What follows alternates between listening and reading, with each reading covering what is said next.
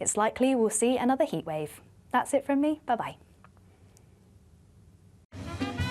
A positive outlook through the night will power through to a bright day ahead. Boxed Home Battery Storage, sponsors of weather on GB News.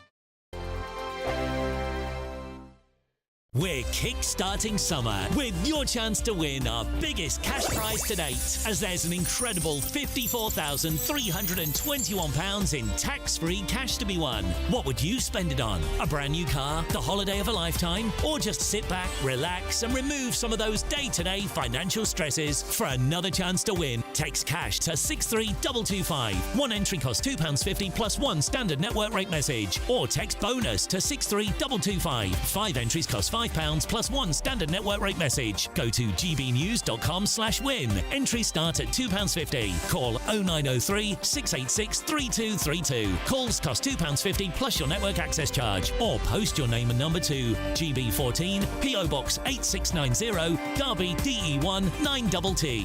UK only. Entrance must be 18 or over. Lines close at 4 p.m. on the 1st of August. Please check the closing time if listening or watching on demand. Good luck. Good Afternoon Britain isn't just about us. The wonderful thing about this programme is it's about everyone watching. It's an interactive programme. Well, there absolutely is something to see here, and we're going to be talking about it more. Whether it's breaking royal news, please bring us up to date, or indeed a particularly punchy speech in the House of Commons. Very, very curious. We bring it to you live, and then we bring you live reaction as well. That's Good Afternoon Britain, weekdays from midday. Only on GB News, the People's Channel, Britain's news channel. Mornings don't have to be tiresome, especially if you have the right company. Wake up to news as it happens, opinion and debate, and of course, a little bit of entertainment too. Because when the kettle's on, we're on. That's Breakfast on GB News, a show worth waking up for. Every morning from 6 a.m. Only on the People's Channel, Britain's news channel. We'll spread the news, you spread the word. Westminster's full of talk, but out here, it's the real world. Am I allowed to talk No, now? that's it. This is where it matters, real people and real lives. That's what politics is all about. The fact is Trump made a good start, no. Straight answers, no spin, and just a couple of pints. How many fingers have I got up? About 10. So join me for Lee Anderson's Real World every Friday at 7 p.m, only on GB News. The People's Channel, Britain's news channel. You want to know what's really going on in the corridors of power? Labour don't know what to do with you half the time, and that makes you quite lethal in the chamber. Get behind the headlines with Chopper's political podcast. Join me, Christopher Hope, as I sit down with the great and the good of British politics. We'll see where this ruling takes us. These are the stories shaping our nation. Chopper's political podcast, available now on all platforms. Listen in and stay ahead.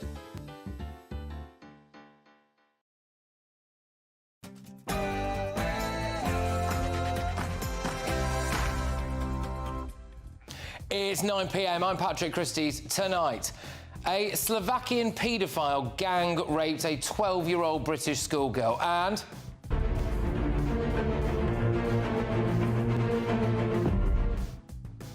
the monster who killed a man simply for bumping into him on the London Underground is sentenced to potentially just 5.5 years, and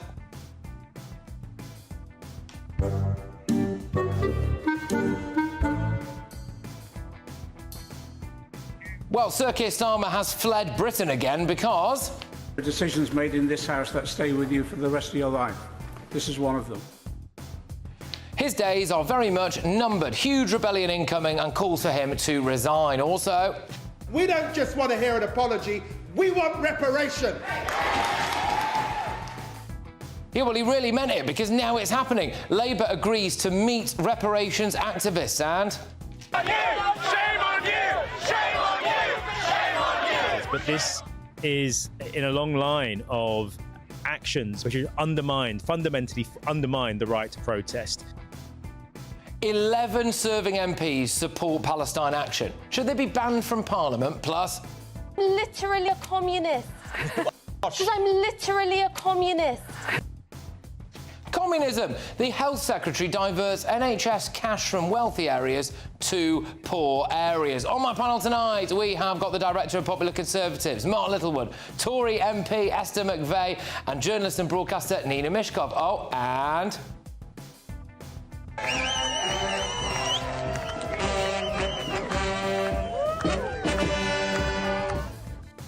Yay, Glastonbury Festival has begun. Shame that the rabid left-wing founder could avoid paying £80 million inheritance tax, isn't it? Oh, and don't forget to catch my Patrick Christys Tonight late edition show, 11 p.m. until midnight. All of tomorrow's front pages, the best of the inside stories and any breaking news as well. Get ready, Britain. Here we go.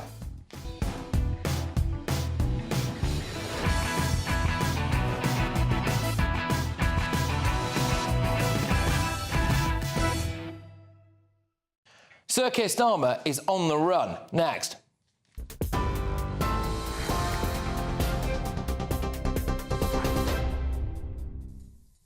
Very good evening to you from the newsroom. The top story tonight. NATO allies have agreed to raise defence and security spending to 5% of GDP by 2035, more than doubling the long-standing 2% target. The UK also underlined its support, with Sir Keir Starmer confirming Britain will buy US jets capable of carrying nuclear weapons, marking the RAF's return to nuclear deterrence after more than 30 years. NATO's new chief, Mark Rutte, credited Donald Trump for driving the change, while the president called it a monumental win for the US, for Europe and Western civilization. He said, "You did it, sir, you did it." Well, I don't know if I did it, but I think I did. This will be known as the Hague Defense Commitment, which is pretty good, pretty appropriate. When the Allies reach this number, it will add more than $1 trillion a year. Think of that, $1 trillion per year to our common defense. And this is a monument really to victory, but it's a monumental win for the United States, because we were carrying much more than our fair share. It was quite unfair, actually. But this is a big win for Europe and for actually Western civilization. Sir Sajid Javid is leading an independent inquiry into last year's Southport riots, sparked by a series of murders in the town.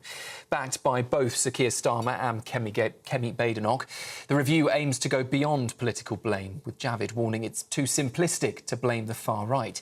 Co-chaired by ex-Labour MP John Crudas, the inquiry will use town visits and AI tools to gather views from thousands across the UK. The aim, well, to understand the deeper causes of social division and public mistrust, and that commission will report back within 12 months. Meanwhile, Keir Starmer is defending his leadership tonight as Labour is pushing ahead with a key welfare reform vote, despite a major rebellion from within his own party. More than 120 Labour MPs have backed an amendment to scrap the bill, which would tighten access to disability benefits and reshape support for under-22s. Deputy Prime Minister Angela Rayner told MPs today that vote will go ahead on Tuesday, while Tory stand-in Sir Mel Stride warned Labour risks defeat without cross-party backing. On this side of the House, we are absolutely clear. We will help her to get their bill through if they can commit to actually reducing the welfare bill and getting people off benefits and into work. Can the right honourable lady make that commitment right now? Yes or no? Well, if ever we needed a reminder of the party opposite having no shame, it's their demands for this bill, Mr. Speaker. He demands a programme to help people into work, exactly what this bill does, after he left 1 in 8 young people out of the economy. A 37-year-old man has been found guilty of murdering 14-year-old schoolboy Daniel Angerin during a samurai sword rampage in north-east London. Today, a jury at the Old Bailey also convicted Marcus Monzo of 3 counts of attempted murder, wounding with intent, aggravated burglary and possessing a bladed article. The attacks happened during a 20-minute spree in Hainault last April, in which Monzo targeted members of the public and police officers. He had previously admitted carrying 2 samurai swords, but denied all other charges. And the King has shaken hands with, yes, a gorilla and adopted a patch of Pacific Ocean. Not your average royal engagement. Take a listen.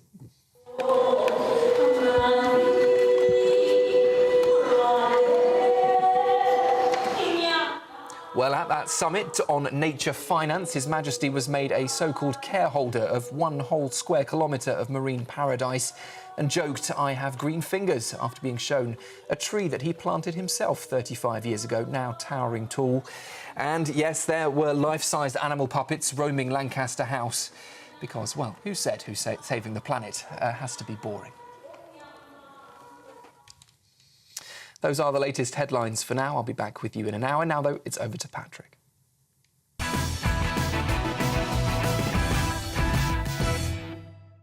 Good evening. It's all falling apart for Sir Keir Starmer, so he's fled the country again.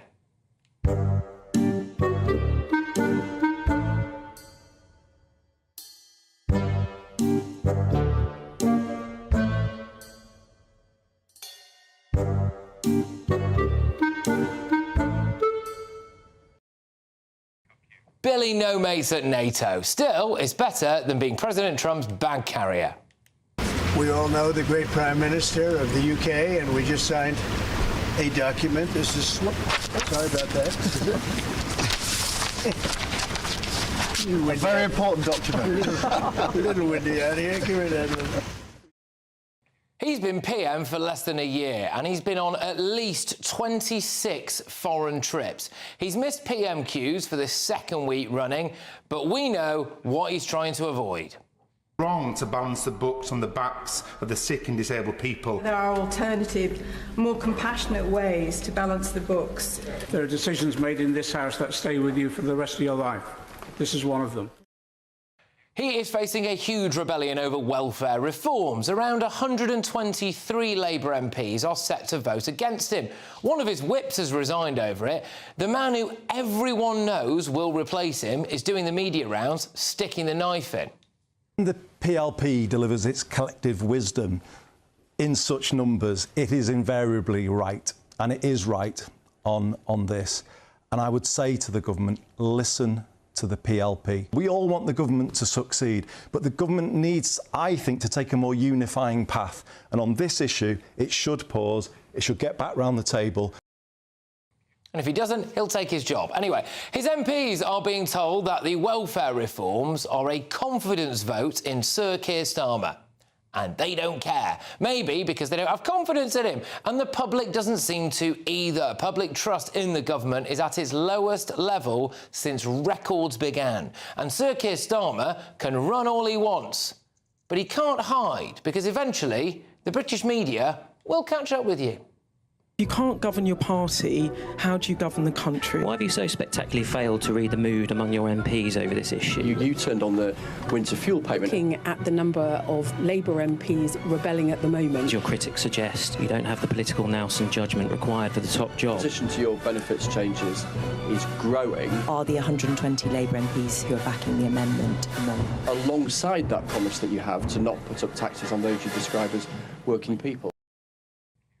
He looks like a broken man who's all out of ideas. He wants to cut the welfare bill. Fair enough. We need to get people off benefits. But the problem he's got is he is from the Labour Party, and he's spent his entire political life moaning about doing things like cutting disability benefits, and now he's doing it. The irony is he's relying on the Tories to get it through.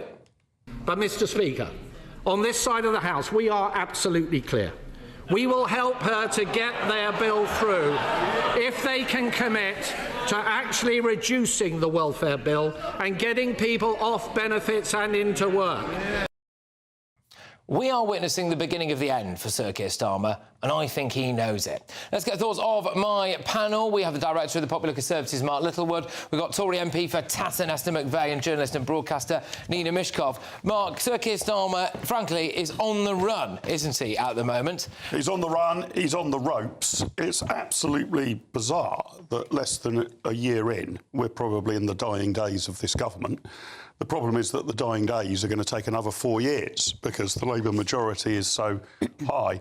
I mean, I'm still staggered. I knew I wouldn't approve of much of what Labour was attempting to do, but I'm still staggered. They apparently came into office with no plan, no party unity around them, no ability to stick to what were pretty clear pledges they made in the election, like no tax rises on working people. That's gone and will be even worse come October. My suspicion is he will pull this welfare bill. A rebellion on that scale by the Labour backbenches mean the maths aren't there. And Esther can tell us what the Conservatives are planning, but it would be humiliating for the government that their welfare reforms only passed because those on the blue side backed it. So the shambles goes on. Unfortunately, Patrick, it's going to go on for another 4 years. Well, on that note, Esther, are the Tories going to help him get this through, do you think? Well, there was a big if, wasn't there? The if was get the benefit down, get people into work and don't put taxes up in October. Well, that's not going to happen. So I wouldn't be voting for it because what have we got? We've got a shambolic and quite a cruel benefit change, actually, because it wasn't about benefits, it's not about reform, it's not about support to get people into work. This was to save Rachel Reeves. They needed £5 billion because she did that horrendous budget going back to October, desperately looking around for anybody. They thought that budget's big, let's cut it. But they didn't know how they were going to do it, so it's a brutal slice, and that's why the government's own figures say it's going to push 250,000 people into poverty. That's why Labour is up in arms about it, who it's not helping, how many people it's pushing into poverty, and at a time, because remember, these are left-wing Labour, they cannot stomach defence spending up, benefits down. What is their moral purpose is what they're saying. At least 26 foreign trips. I think the number might actually be higher because he's been to France about 5 times. So if you include that, I believe it's actually around 35 when you add up the multiple different foreign trips that he's had.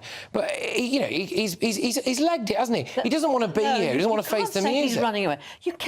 Do you seriously expect him to duck out on an important NATO summit? Well, he's been on the run for a couple of weeks. No, actually, no, was the G7. There's this. You have to be at the G7. You have to be at this NATO meeting. You can't. Trump is there. So he's not running away. He's not running scared of the domestic situation. It is a dreadful domestic situation for him. I understand that, and you may not know. Esther, the others know. I don't vote Labour, so I didn't vote for him. But I can see what he's trying to do. And the trouble is that he's not sent the right message. He's not,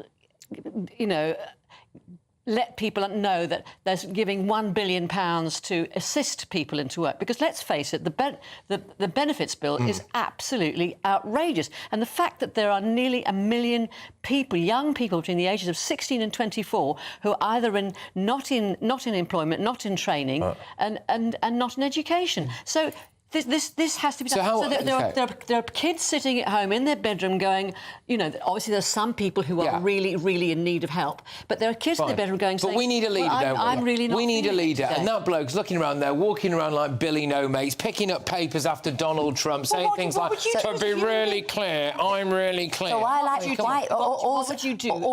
Present the nation with a vision. Hang on, can I just tell you why people say he should have given a statement to Parliament, because he's been away for 2 weeks. So obviously not on certain days that he was at the G7 and NATO, but he's had 2 weeks.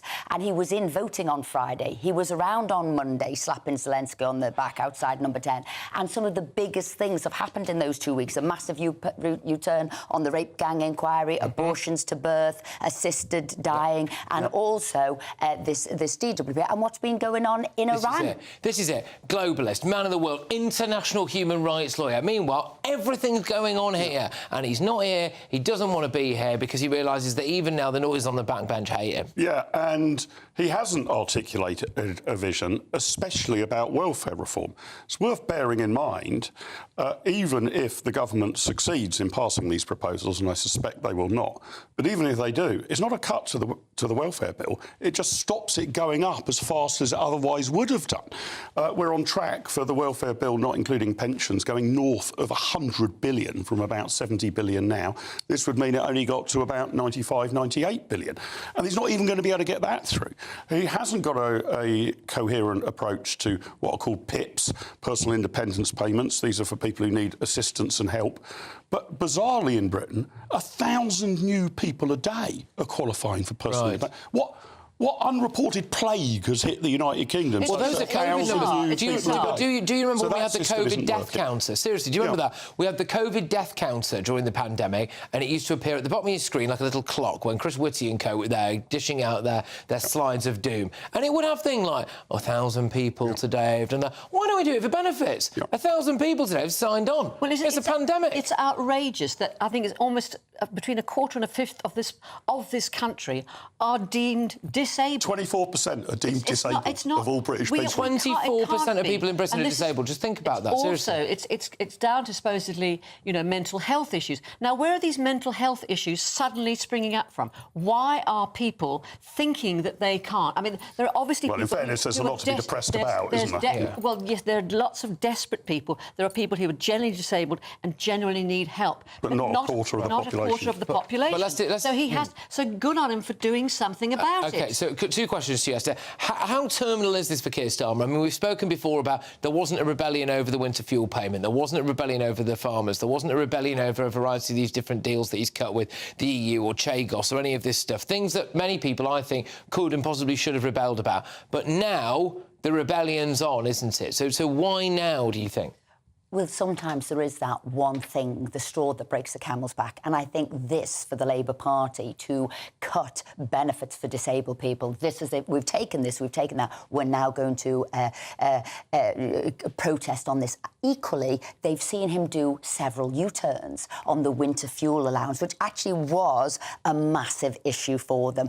And they've seen, OK, he's done U-turns. We went out and defended you on things we do not believe. Yes. The odds are you're going to do a U-turn here. And they will. So as they're calling them up now, they're saying things like, well, it might be a general election, you could be forced to the polls, and they will know. So this is how they're going to shore their members up. They'll say, you're going to lose your seat, you've only been here a year, your odds are going to use your seat. So they'll be using every tool in the trade to get them through the voting lobby. Or I think they could pull it. I certainly don't think, they said they might put pressure on the Speaker not to call the amendment. I don't think that's not possible at all. But if it's a reasoned amendment, they can try and delay it. But I think the best bit is him to say, I've heard you, I've listened, let's get round the table and see what I can do. He's finished it. And the irony will be, Nina, as well, is that he will be finished over stuff that when he first went into politics, became Prime Minister, he never thought he'd do. He never thought he'd cut welfare for the disabled. He never thought he'd take money off pensioners. He never thought he'd come in and try to cut immigration. But you can't That's what's finished him. You can't blame it all on him. You have to blame it on the Conservative government who've just destroyed, team destruct, and they did. The thing is, Dame Meg Hillier is an old hand, and so she's... I wondered what you were going to say then. But an old hand, yes. Shows you what you think of her. You were going to say, not me. I'm a friend of hers, I get on with her. She's an old hand. But I'm saying a lot of that 123 are young, and they've come into politics with hope in their hearts and philanthropy, and they probably know that they're not going to maybe get there into the seats. So that it's not their career. The nation feels like he's lied to them, and now his own MPs feel like he's lied to them. Well, he has. He's That's pretty terminal. Lied to them over the welfare bill. He has not lied to them. Well, he can't get anything through. Esther's right. When there's blood in the water over U-turns, it's very, very hard for the Prime Minister and the Chancellor to survive. I don't think he's going anywhere, and neither is Rachel Reeves. Well, I tell you what, it's great news for every single other party if he doesn't go anywhere. It's great. Yeah, but there's nobody else to replace him. That's why he won't go anywhere. Well, Andy Burnham will have to win a by-election or what about put himself in the Lords. There's nobody there. Anyway, all right. Look, loads more coming your way. It really is a tub-thumper of a show tonight. But before I tell you what's next, it's time for the Great British Giveaway. It's your chance to win £54,321 in tax-free cash. Yes, that's right. We're talking about welfare benefits cuts. Well, here's a handout for you, and Hayley Sparks can tell you all about it. We're here at Down Hall in Essex to enjoy the finer things in life, and it's your chance to win £54,321 in cash. It's like having an extra £1,000 in your bank account each week for a whole year, which means that you'd be able to indulge in treats whenever you wanted to. That extra cash each week could send some of those day-to-day financial stresses packing this year to enable you to sit back, relax and do nothing. Make sure you don't miss out on our biggest cash giveaway to date. For another chance to win £54,321 cash, text cash to 63225. One entry costs £2.50 plus one standard network rate message. Or text bonus to 63225. 5 entries cost £5 plus one standard network rate message. Go to gbnews.com/win. Entries start at £2.50. Call 0903 686 3232. Calls cost £2.50 plus your network access charge. Or post your name and number to GB14 PO Box 8690 Derby DE1 9TT. UK only. Entrance must be 18 or over. Lines close at 4 p.m. on the 1st of August. Please check the closing time if listening or watching on demand. Good luck. What, loads more coming your way. 11 MPs are on record backing Palestine action, despite it about to be prescribed as a terror group. So should they even be allowed in Parliament? But next. We don't just want to hear an apology, we want reparation. And Mastermind really meant it, because it looks like it's actually happening. They are going to meet with campaigners to discuss the possibility of reparations. This is Patrick Christys Tonight. We're only on GB News.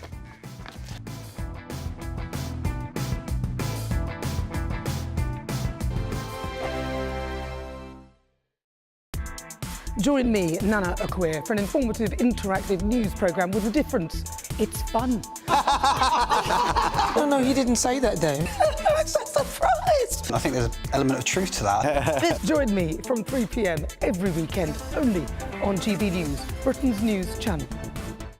Good Afternoon Britain isn't just about us. The wonderful thing about this programme is it's about everyone watching. It's an interactive programme. Well, there absolutely is something to see here, and we're going to be talking about it more. Whether it's breaking royal news, please bring us up to date, or indeed a particularly punchy speech in the House of Commons. Very, very curious. We bring it to you live, and then we bring you live reaction as well.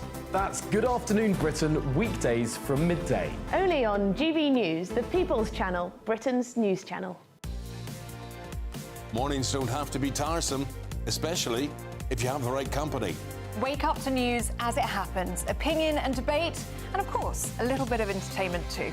Because when the kettle's on, we're on.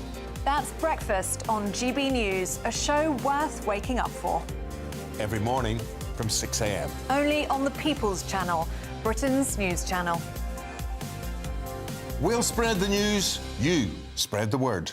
No matter the state it's in, this is our nation. Join me, Jacob Rees-Mogg, for a genuine, honest discussion on where we have been, where we are going, and where we are with the people who set the direction.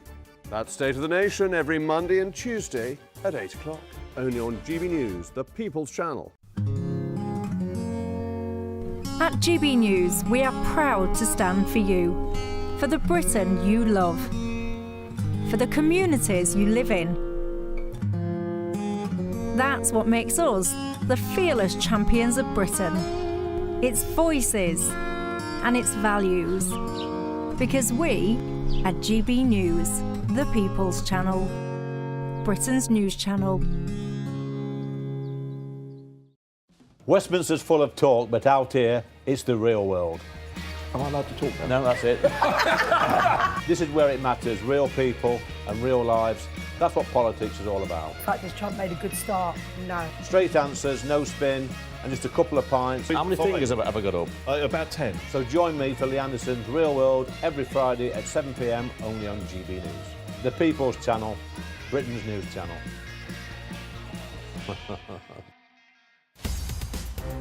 In the GB Newsroom, we bring you the news as it happens. With our team of dedicated journalists across the UK. We're ready to keep you up to date with what's happening every half an hour, every single day.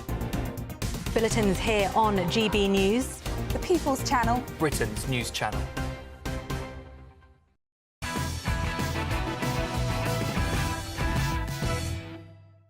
Welcome back to Patrick Christys Tonight. Is David Lammy going to cave on reparations? Time now for the head-to-head. So MPs are set to discuss slavery reparations with a delegation of activists from the Caribbean, prompting worries that the government could cave in. Worries that have some basis in reality, seeing as this man is currently the Foreign Secretary. As Caribbean people, we are not going to forget our history. We don't just want to hear an apology, we want reparation. Bingo! The PM has been under mounting pressure on this issue since the 2024 Commonwealth Summit in Samoa. And David Lammy has previously suggested that reparations could include, quotes, other forms of non-financial reparatory justice too. So, realistically, are we looking at a government who's about to cave on reparations? Well, I'm very pleased now to be joined by the President of the Commonwealth Union, Nurj Deva, and the human rights campaigner, Peter Tatchell. Thank you very much. Tremendous to have you on the show. Nurj, I'll start with you. Is it actually not the African kings and leaders who should be paying these reparations? Absolutely right, Patrick. David Lammy, who I respect enormously for what he has achieved, is looking at the wrong people. These people, the enslaved people, were sold. British sailors didn't jump out of ships and run around all over Africa, corralling people into ships. This is a business where African leaders were sold by their own kings to the traders. Let me give you some numbers. In Ghana, the Ashanti Empire sold 750,000 enslaved people between 1650 and 1870. In Western Ghana, the Fante Confederation sold 400,000 to the traders. The Kingdom of Dahomey, which is today Benin, the Dahomey kings, particularly King Aja, Tebesku, and Gezo, sold 1.5 million African captives to the traders to be transported to the West Indies. The Bight of Biafra, what today is called Nigeria, a part of Nigeria, the Confederation, the Aro Confederation, sold 1.5 million enslaved people to the traders. These people made money by human trafficking. Okay. These were the people. Now, so go ask the African states of today for what they had to do in capturing these people and selling them.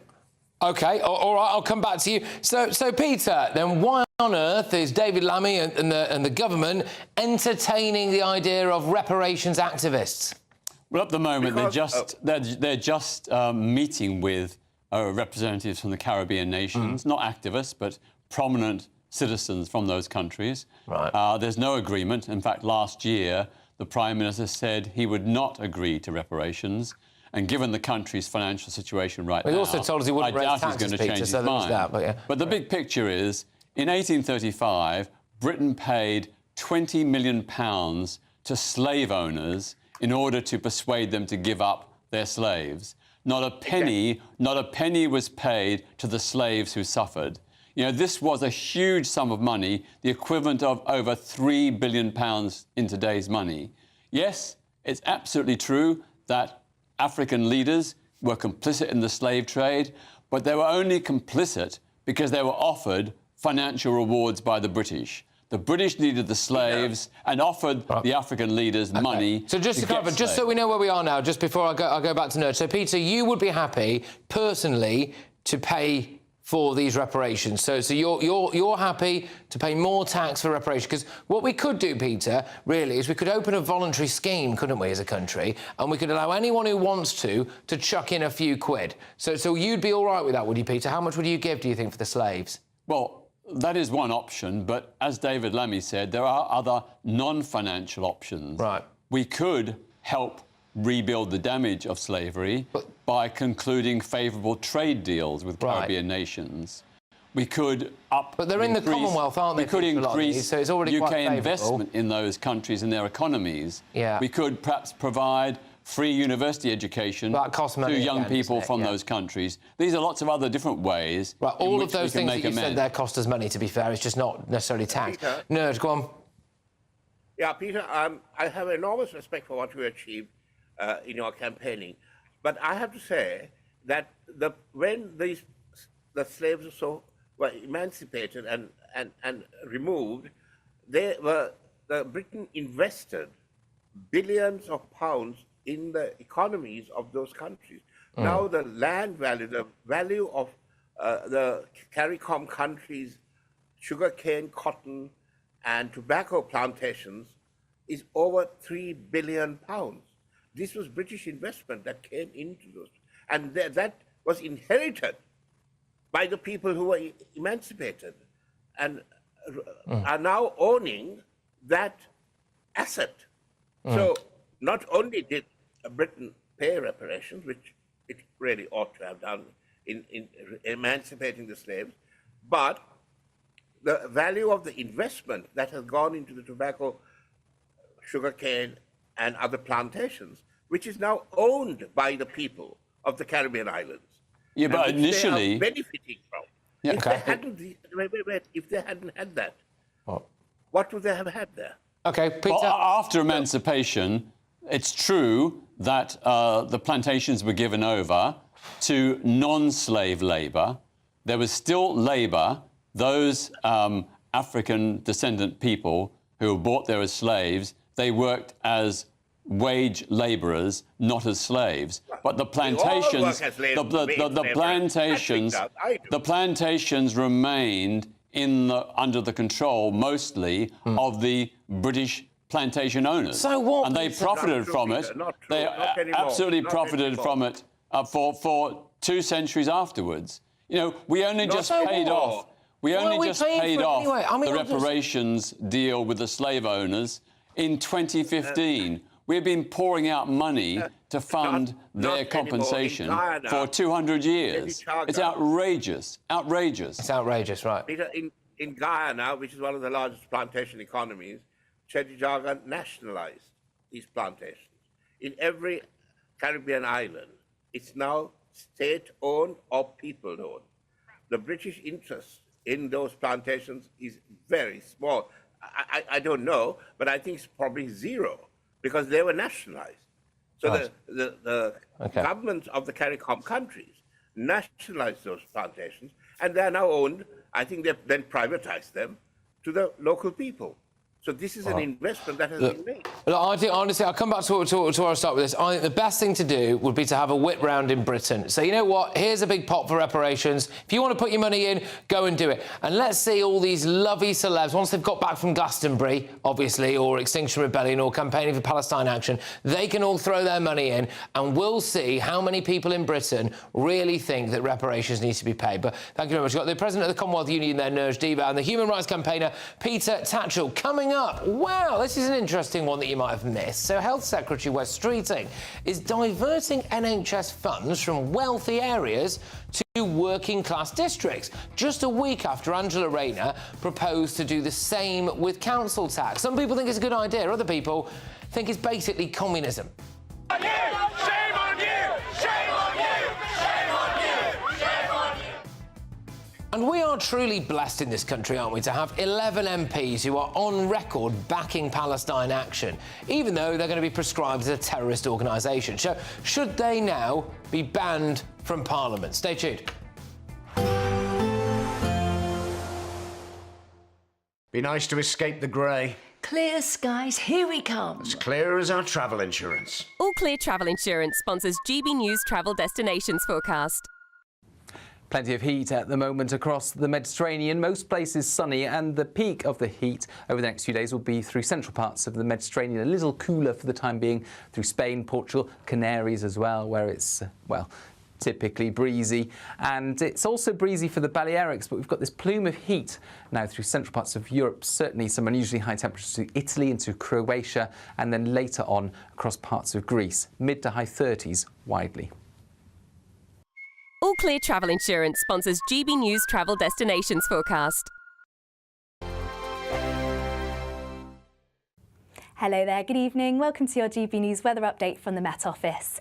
As we head through the overnight period, a risk of thundery showers across the southeast, but elsewhere, plenty of cloud and further outbreaks of rain. And for all, it is set to be a warm and muggy night to come. And we can see from our bigger picture, plenty of frontal systems moving in from the west and south, bringing us that cloud and bringing us the rain. But it's really across the southeast where we need to keep an eye on some quite heavy showers moving into parts of Kent, East Anglia, and these could possibly turn thundery during the early hours of the morning, but plenty of rain sweeping its way in from the west.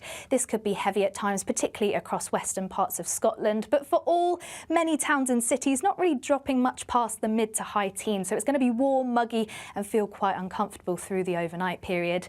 And many are going to be waking up to quite a wet start, particularly across Scotland. Some quite heavy and blustery outbreaks of rain, particularly across the north and west. Starting to clear a little more across far west of Northern Ireland, but even here still plenty of cloud and some light showery outbreaks towards eastern areas. And elsewhere across England and Wales, once again, cloudy outbreaks of rain, particularly across Wales, Devon, Cornwall, elsewhere across the southwest. And this system through the course of the morning will slowly edge its way eastward. Still a chance of some heavy blustery outbreaks of rain, but eventually clearing from the west, which means it will brighten up nicely. Still some showers around, but mostly dry by the afternoon. Plenty of sunny spells, and the difference will be it will be feeling a lot fresher, but still highs of around 25 degrees Celsius across the southeast, so still warm in the sunshine. And then Friday to end the week, once again further outbreaks of rain, mainly towards the far north and northwest, where once again it could be heavy, if not quite blustery at times. But elsewhere across England and Wales, particularly across the southeast, it should be largely dry and plenty of sunshine. And temperatures are on the up as we head into the weekend. It's likely we'll see another heat wave. That's it from me. Bye-bye. In the GB Newsroom, we bring you the news as it happens. With our team of dedicated journalists across the UK, we're ready to keep you up to date with what's happening every half an hour, every single day. Bulletins here on GB News, the People's Channel, Britain's news channel. This is Britain's Newsroom, where your voice matters. It's just astonishing. With expert analysis and honest opinion, we don't just keep you informed. We bring you unique perspectives you won't see anywhere else. Can't argue with any of that. When the news happens, it happens here. On Britain's Newsroom, weekdays from 9:30 a.m. Only on GB News. No matter the state it's in, this is our nation. Join me, Jacob Rees-Mogg, for a genuine, honest discussion on where we have been, where we are going, and where we are with the people who set the direction. That's State of the Nation every Monday and Tuesday at 8 o'clock. Only on GB News, the People's Channel.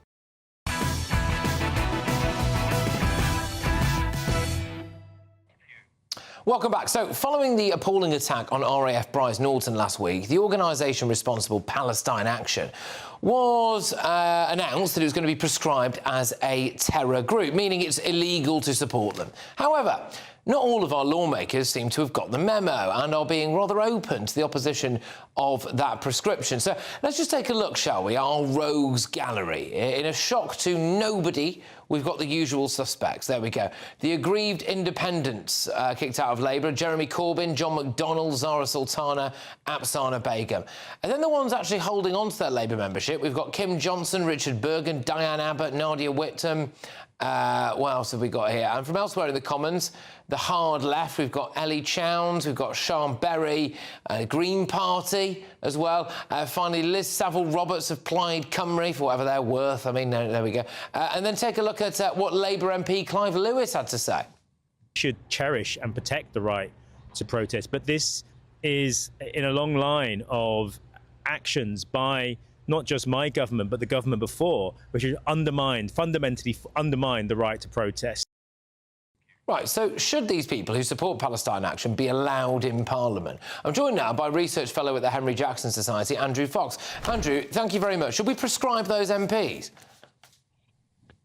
Not yet. The group is not yet prescribed, which means that actually it has to go through Parliament, and there should be, in any robust democracy, arguments for and against. I have no doubt that the prescription will pass, and once that is done, then clearly not only are they morally flawed in supporting Palestine action, but they're also legally flawed and breaking the law and should be prosecuted accordingly. And we've seen what happens when MPs break the law. They can try and retain their seats, but more often than not, they are forced out, and rightly so. Yeah, do you not think it's a concern there, how many fruitcakes that we've got in Parliament? Yeah, it's terrifying. Never mind the 5 Gaza MPs, you know, the extreme left Corbynite fringe that you've just highlighted. Make a habit of going against everything that I think most people in the UK feel and represents UK values. Now, I think it's a symptom of the insanity that's been unleashed by the disinformation that's flown around the Gaza war that this is even a question. I like to call it Palestine insanity, because we are talking about a group who attacked police officers with sledgehammers when they went into Elbit Systems just before Christmas. They have strategically damaged the UK's military capability by taking offline 2 of our critical aircraft that ridiculously couldn't even have refueled Israeli aircraft if they wanted to, because the systems aren't compatible. You know, this is an utter nonsense in terms of what they've done, and they are absolutely criminals who any right-thinking member of Parliament ought to condemn, because their job is to uphold the rule of law. Are you quite concerned, though, when we look around Parliament? You've mentioned the Gaza gang there, and then you've got the Palestine Action Brigade on top of that as well. That actually there are quite a hardcore number of people, and that number I think could even rise at the next election, who really don't like Britain very much. Well, look, in the next set of council elections, I think we're going to see a lot more people that are elected along sectarian lines, because all the big cities are coming up for re-election in the next round of council votes, and we're seeing that pattern now emerging, and I find that very disturbing. Voting along secular lines is not a British way of doing business, and people should vote for the representative that they think best represents them, not best represents any religion or foreign policy issue. Now, I am, on the flip side, entirely in support of anyone voting for someone that they genuinely think supports them. But when we're swimming in a sea of disinformation around issues like Gaza, I find it's having a very worrying impact on our democracy. The latest I heard was that the Home Secretary was concerned that Palestine Action were being funded by Iran. Now, Palestine Action denied that. What's your view? Well, I've got no visibility on their funding, but I think there have been some really interesting exposures over the last week of Israel's operation in Iran. As their cyber and online attacks went in from Israel into Iran, a number of bots, particularly those supporting Scottish independence, is the one that we've identified, but we're looking at other kind of outside causes that undermine UK cohesion. A lot of those accounts went absolutely silent after the Israeli cyber attack on Iran. And it just proves that there are malign actors out there who are genuinely trying to undermine us as a country. And I think the election of people along these lines shows that it's working. That is really interesting, actually. So just quickly on that then. So you guys obviously doing a lot of monitoring at the Henry Jackson Society of online activity. And when there was a cyber attack by Israel on Iran, a load of accounts that were backing Scottish independence and other things just died off. Just went totally silent, yeah. And, you know, we can't say that correlation and causation are the same thing, but I think it's a pretty clear indicator. And we're doing a lot more work using artificial intelligence to try and look at other bot accounts that might be pushing similar memes. You know why I think that's absolutely fantastic, especially, is because we're always told, oh, it's all full of right-wing bots. Well, actually, hang on a minute. You might be accusing a load of people like that because you know something about yourselves. But anyway, thank you very much, Andrew. Great to see you, mate. All the best. Andrew Fox, their research fellow at the Henry Jackson Society. Coming up, look, very serious story, this. A Slovakian paedophile gang raped a 12-year-old British schoolgirl, and there's a monster, an absolute monster, who killed a man on the London Underground just for bumping into him. And can you guess what sentence he's got? Well, he might be out in just 5.5 years. Are we a serious country? But next. Because I'm literally a communist. Well, the Health Secretary, Wes Streeting, is diverting NHS funds from wealthy areas to fund poorer areas. Just a week after Angela Rayner proposed to do the same with council tax, and after Sir Keir Starmer said he'd clobbered private schools to help fund social housing. Are they communists? Stay tuned. Welcome back to Britain's Newsroom with Andrew and Beth. Hello everyone, Patrick Christys here. I'm Michelle Juber, Britain's News Channel. Access the stories that matter to you. Take the GB News family with you on any device. And as long as you have an internet connection, tune in to GB News anywhere on the planet or beyond. GB News, the People's Channel, Britain's news channel. Westminster's full of talk, but out here, it's the real world. Am I allowed to talk now? No, that's it. This is where it matters, real people and real lives. That's what politics is all about. In fact, has Trump made a good start? No. Straight answers, no spin, and just a couple of pints. How many fingers have I got up? About 10. So join me for Lee Anderson's Real World every Friday at 7 p.m. only on GB News. The People's Channel, Britain's news channel. You want to know what's really going on in the corridors of power? Labour don't know what to do with you half the time, and that makes you quite lethal in the chamber. Get behind the headlines with Chopper's Political Podcast. Join me, Christopher Hope, as I sit down with the great and the good of British politics. We'll see where this ruling takes us. These are the stories shaping our nation. Chopper's Political Podcast, available now on all platforms. Listen in and stay ahead. 5 hosts, 5 opinions, 5 fearless debates, 5 unfiltered takes on the day's news. 5 reasons not to be anywhere else on Saturday night. This is the Saturday 5. You got me. You got me good there. Britain's biggest Saturday night TV show. It's not a bad brand. Yeah. Uncensored. Very, very racy tonight on the unpredictable. What does she say? Can you translate it for us? And always entertaining. And how can a country go from being led by William Wallace Saturday nights from 6 p.m. only on GB News. The People's Channel. Britain's news channel. You're going to want to stay tuned, trust me. Hi, I'm Michelle Juber, and my show is your opportunity to cut through all the noise and dive in headfirst to some robust debates. Ideas clash. Situation, no, Because the failure is... You're deliberately avoiding my point. Nothing's held back. And if you think this is the end of it, wait for more. And we do not shy away from the difficult stuff. Sometimes I want to shake people and say, if only you understood. So join me on Jubes & Co. weeknights at 6 p.m. only on GB News, Britain's news channel. In the GB Newsroom, we bring you the news as it happens. With our team of dedicated journalists across the UK, we're ready to keep you up to date with what's happening every half an hour, every single day. Bulletins here on GB News, the People's Channel, Britain's news channel.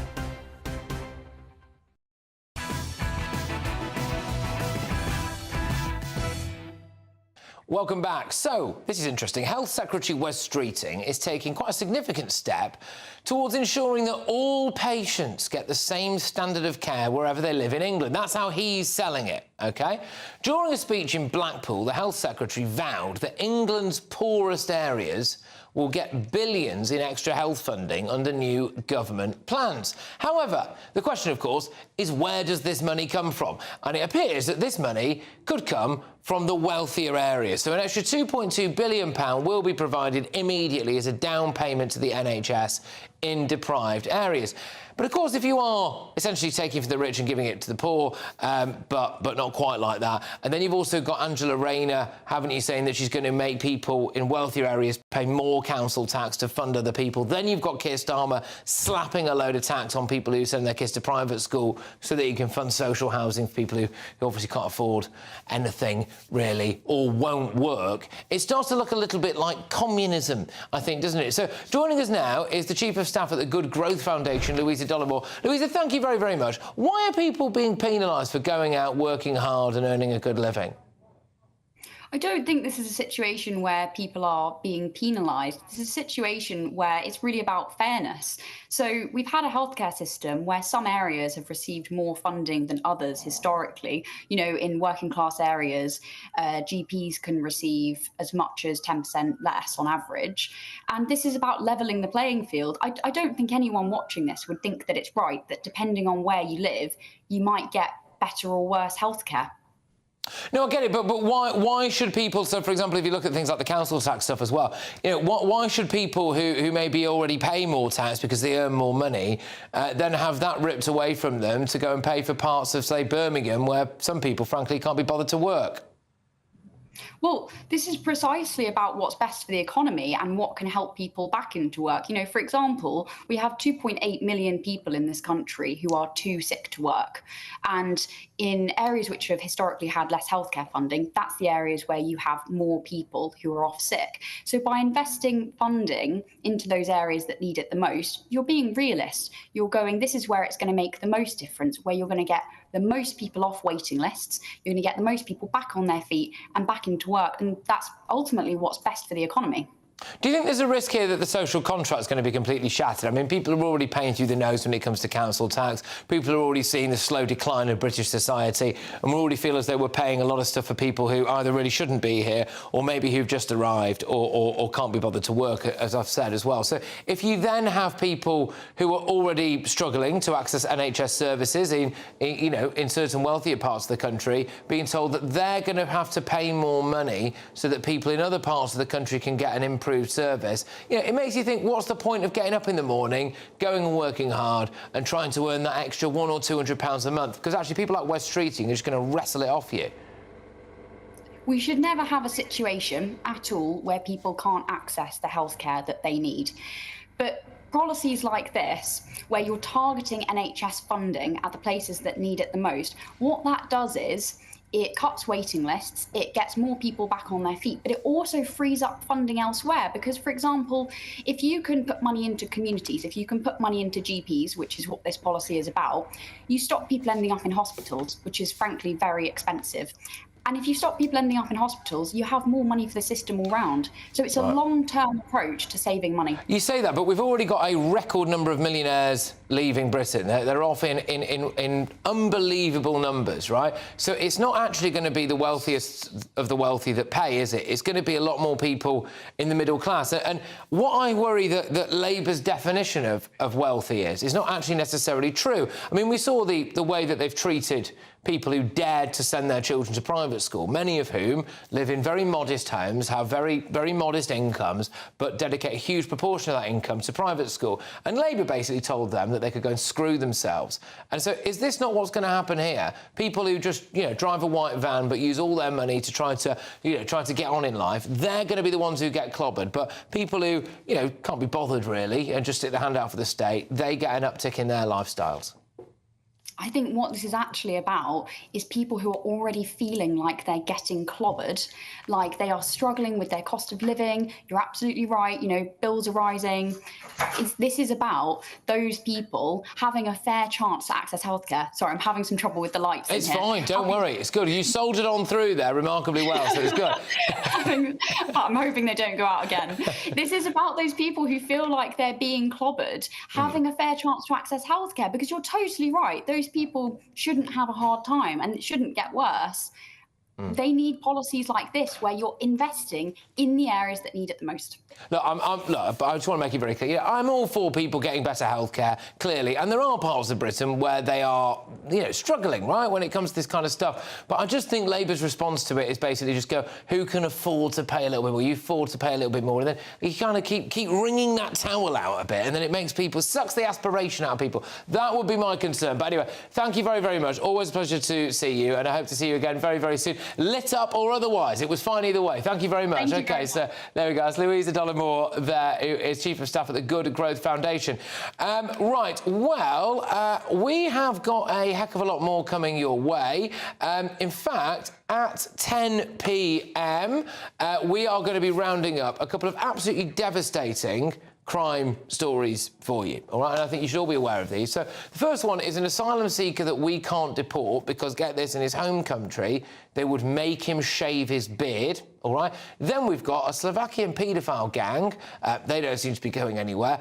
An absolute monster of a man, he's not really a man, is he, who decided to, in cold blood, just kill a bloke on his way to work on the London Underground because he bumped into it. I'm looking at all these stories and I'm asking, are we really a serious country? I'll have your latest from NATO as well, all of tomorrow's newspaper front pages, and of course, much, much more. Stay tuned to Patrick Christys tonight. We're only on GB News.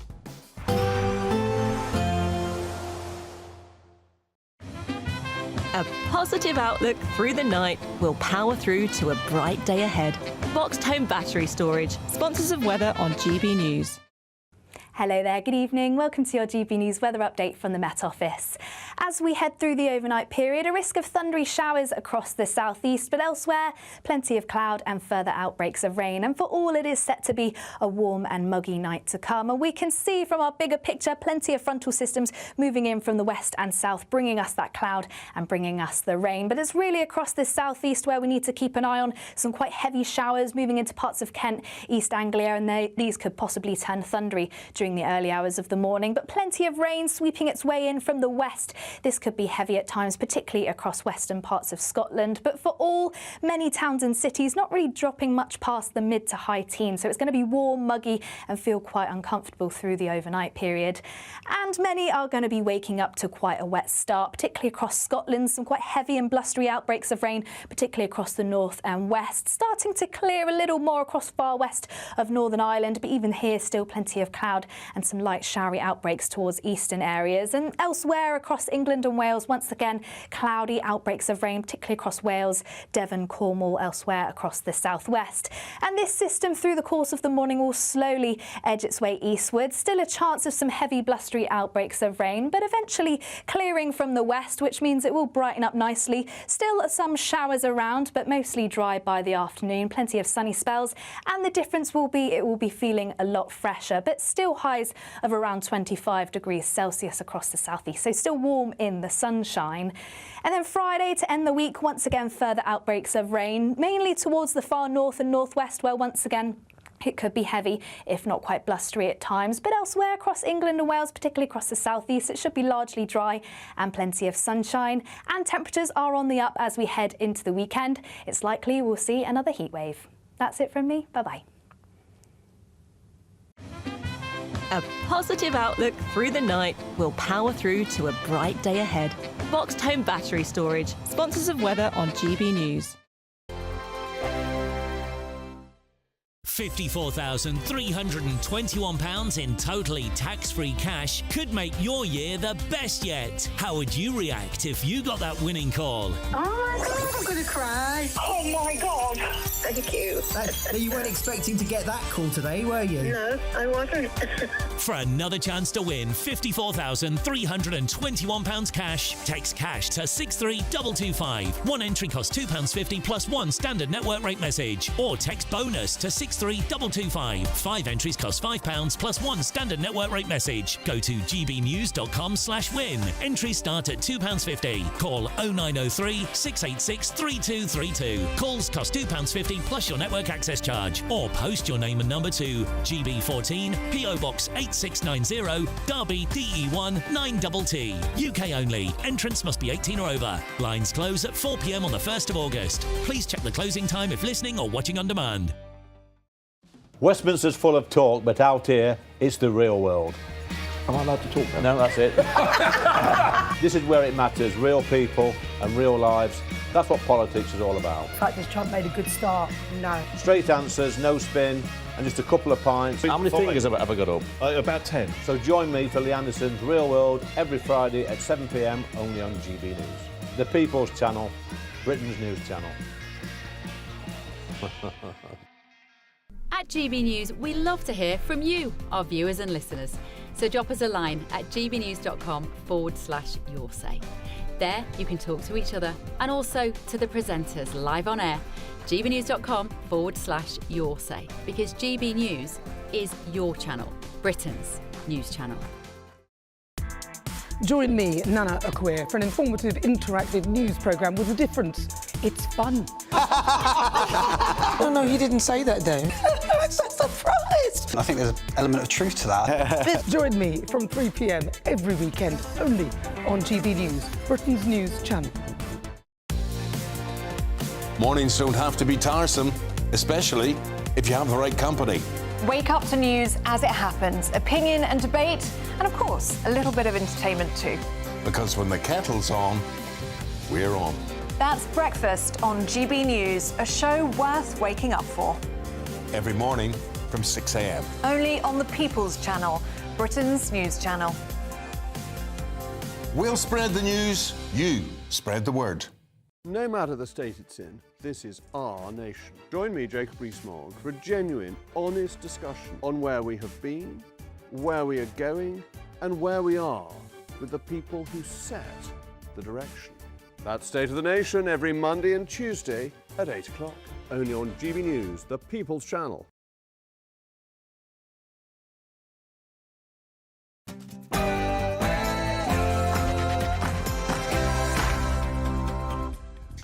It's 10 p.m. I'm Patrick Christys. Tonight, a Slovakian paedophile gang funded in part by the taxpayer raped a 12-year-old British schoolgirl and...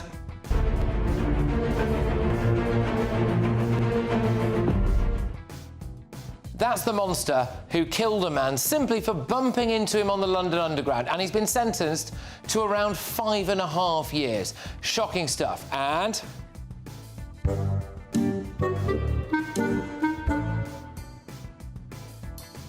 Sir Keir Starmer has fled Britain again because... The decisions made in this House that stay with you for the rest of your life. This is one of them. Well, his day's a number, but get a load of this. Are you ready? Are you ready? U-turn, U-turn, U-turn, U-turn. On the front of the Daily Telegraph, that thing there that was getting Keir Starmer in a load of trouble, the welfare bill, his reforms to it, Starmer set to back down on benefits. It's just landed in the last few minutes on the front of the Daily Telegraph. We'll keep you a step. It's another U-turn, isn't it, from spineless Starmer? Anyway, also tonight... Daddy has to sometimes use strong language. You have to use strong language. Every once in a while you have to use a certain word. Yeah, so at that NATO meeting today, Trump got called daddy by the weird Dutch bloke who runs it. On my panel tonight, we have got the Director of Popular Conservatives, Mark Littlewood. We've got Tory MP for Tatton, Esther McVeigh, journalist and broadcaster Nina Mishkov. And is this Europe's tightest border?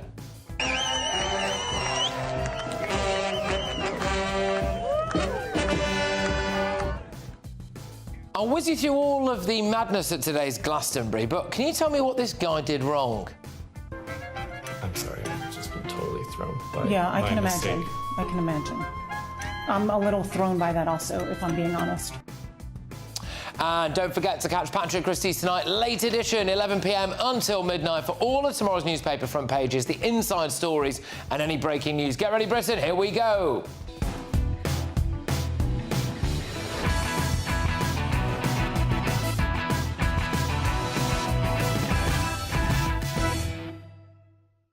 Five and a half years for a cold-blooded killing. Next.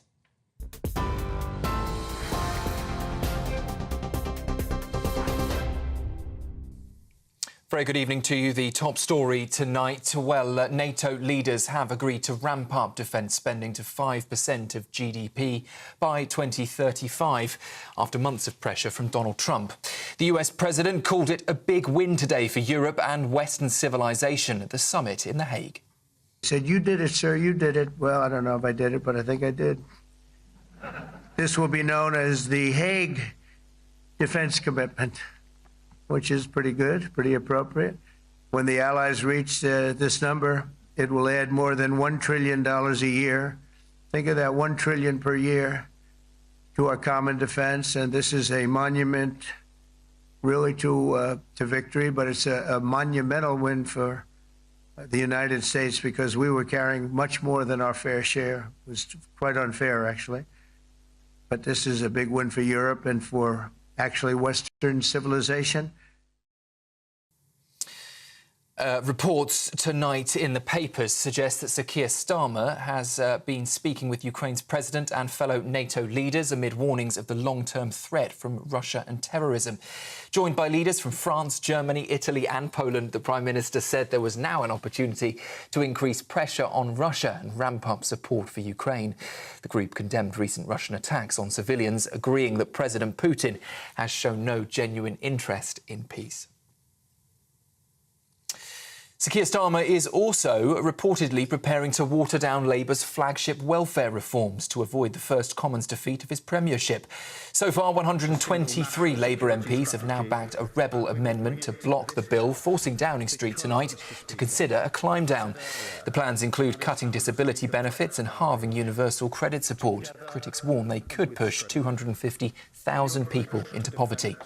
Deputy Prime Minister Angela Rayner, though, says the vote will still go ahead on Tuesday. But behind the scenes, concessions are being drawn up. The Conservatives' Mel Stride warned Labour today they risk defeat without cross-party backing. This side of the House, we are absolutely clear. We will help her to get their bill through if they can commit to actually reducing the welfare bill and getting people off benefits and into work. Can the right honourable lady make that commitment right now? Yes or no? Well, if ever we needed a reminder of the party opposite having no shame to its demands for this bill, Mr. Speaker, he demands a programme to help people into work, exactly what this bill does. After he left 1 in 8 young people out of the economy. A 37-year-old man has been found guilty today of murdering 14-year-old schoolboy Daniel Angerin during a samurai sword rampage in north-east London. A jury at the Old Bailey also convicted Marcus Monzo of 3 counts of attempted murder, wounding with intent, aggravated burglary and possessing a bladed article. The attacks happened during a 20-minute spree in Hainault last April, in which Monzo targeted members of the public and police officers. He had previously admitted carrying 2 samurai swords, but denied all other charges. And the UK is bracing for a second June heatwave, with temperatures set to soar past 30 this weekend, possibly hitting 34 degrees by Monday. Forecasters say it could become the hottest day of the year so far, threatening to smash records at both Wimbledon and Glastonbury. The South East, East Anglia and the Midlands will sizzle, while cooler air and rain keep Scotland and Northern Ireland in the low 20s. That heat is being fuelled by a warm air mass sweeping in from the United States, raising concerns about health risks and potential disruption to rail and infrastructure. That's the news on GB News. Plenty more still to come right here. Don't go anywhere.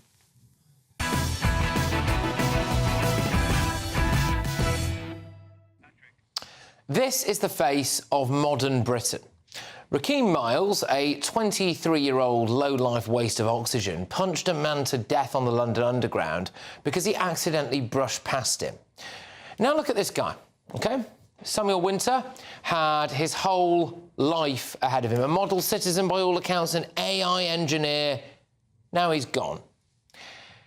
You just know, don't you, that Rakeem Miles hasn't contributed a single thing to Britain. But do you know how long he'll be in prison for manslaughter? He could be out in just 5.5 years. That's all. Now watch this video. Of the pop, one day you see man right on the show. Muck up the man, them took your dough. F-time blood man, that's how I roll. You don't know, now you know. Listen to the boss and check out the flow.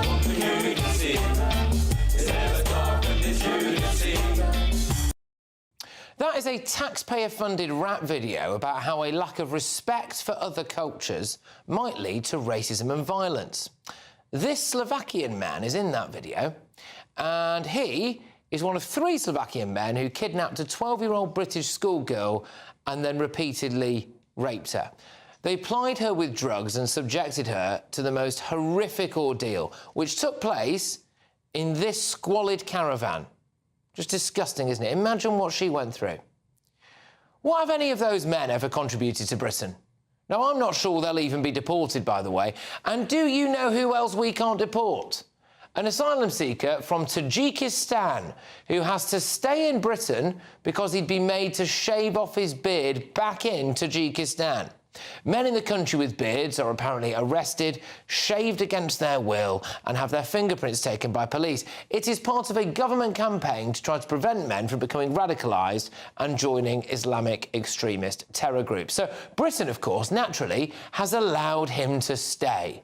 Do we think that he will make a sparkling contribution to this country? I suspect not. Hard-working Brits battered to death in random attacks for brushing past someone on their way to work. British schoolgirls raped by drug-fuelled foreigners who've been given handouts by the state, and we're unable to deport a bearded Tajik. Britain is broken. Let's get thoughts from my panel. We have got Director of Popular Conservatives, Mark Littlewood. We've also got the Tory MP for Tatton, Esther McVeigh, and broadcaster and journalist Nina Mishkov. Yeah, Mark, look, I've kind of brought those stories together, really, because they were all out today alone, so I thought, well, why not? I mean first things first, he could be out in 5.5 years, that guy, for just battering a stranger to death on the London Underground. I mean, what's going on there? I agree. And I now compare all of these sentences to what Lucy Connolly got for a tweet. 31 months and no early release. There is something completely skew-if and disproportionate. Look, I can't decide at the moment whether Britain is a tragedy or a joke, but it's one or the other. I mean, the rat video, I guess that preceded him committing the crime. But why on earth are there taxpayer-funded rap videos, for God's sake? I mean, how is that a good use of resources? And then the idea that we'll give safe haven to people because they don't want to shave. I mean, the Human Rights Act, the best a man can get, right? I mean, it's ridiculous that these sort of decisions are made. And you're saying, Patrick, like, if these were 3 stories, weird stories over the past 20 years, you might just say that they were outrageous. But these are 3 stories in the same day. Yeah. Britain's going to the dogs. Yeah, is Britain broken when you look at those stories there, do you think? I think what you see is people who've been given a place to come, a safe refuge, and what have they done? They're abusing the place they've actually come and had this safe place to live. So in my mind, it's a cross between deeply sad and I'm absolutely livid, because they should be trying to fit in with society. To punch somebody on a train because what, you didn't like the look of him, didn't like it. The guy has got major psychological, emotional problems.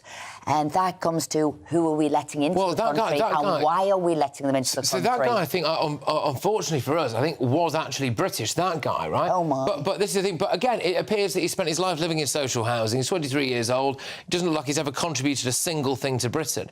And that's my point. We have a load of these people who don't contribute to Britain at all. We have a right, I think, to get on the London Underground or any train that you get on, right? And if you just brush past someone, to not be battered to death. Yeah.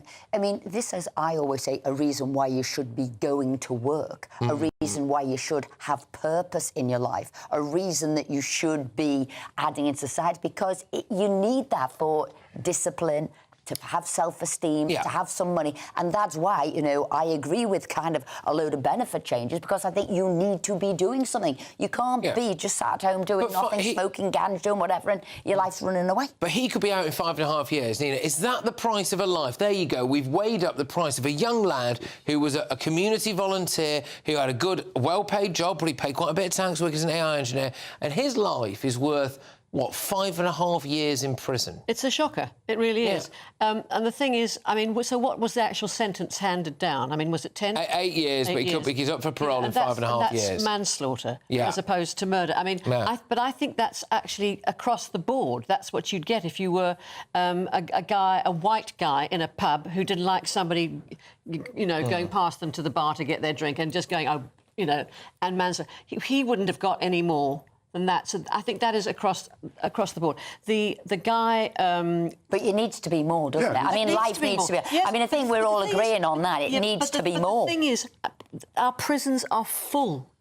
Our prisons... Well, to put the foreigners in them, and you've just released 12% of the spaces. Yes, but the thing is he a foreigner? He's British. No, I'm just saying that they won't be full if you kick out the foreigners in them and send them home. That's 12% of capacity. Fair enough, I agree with that. Look, I'm very strict on these things. There should be more prisons. They should be locked up for longer, and I'm afraid we need to separate killers from the rest of society. The thing is, this stuff is every day, right? Yeah. So the other story there, those Slovakian paedophiles, why are they here? One of them was living in a caravan in Kent, I think it was. Why? So what's he contributing? He lives in a dingy caravan in Kent. Yes, but there are other people what's the point of having him here? Deals in... But they might be British. This guy's a drug dealer. For more than 20 years, so he's not like he's... He's a drug-dealing paedophile. Why is he here?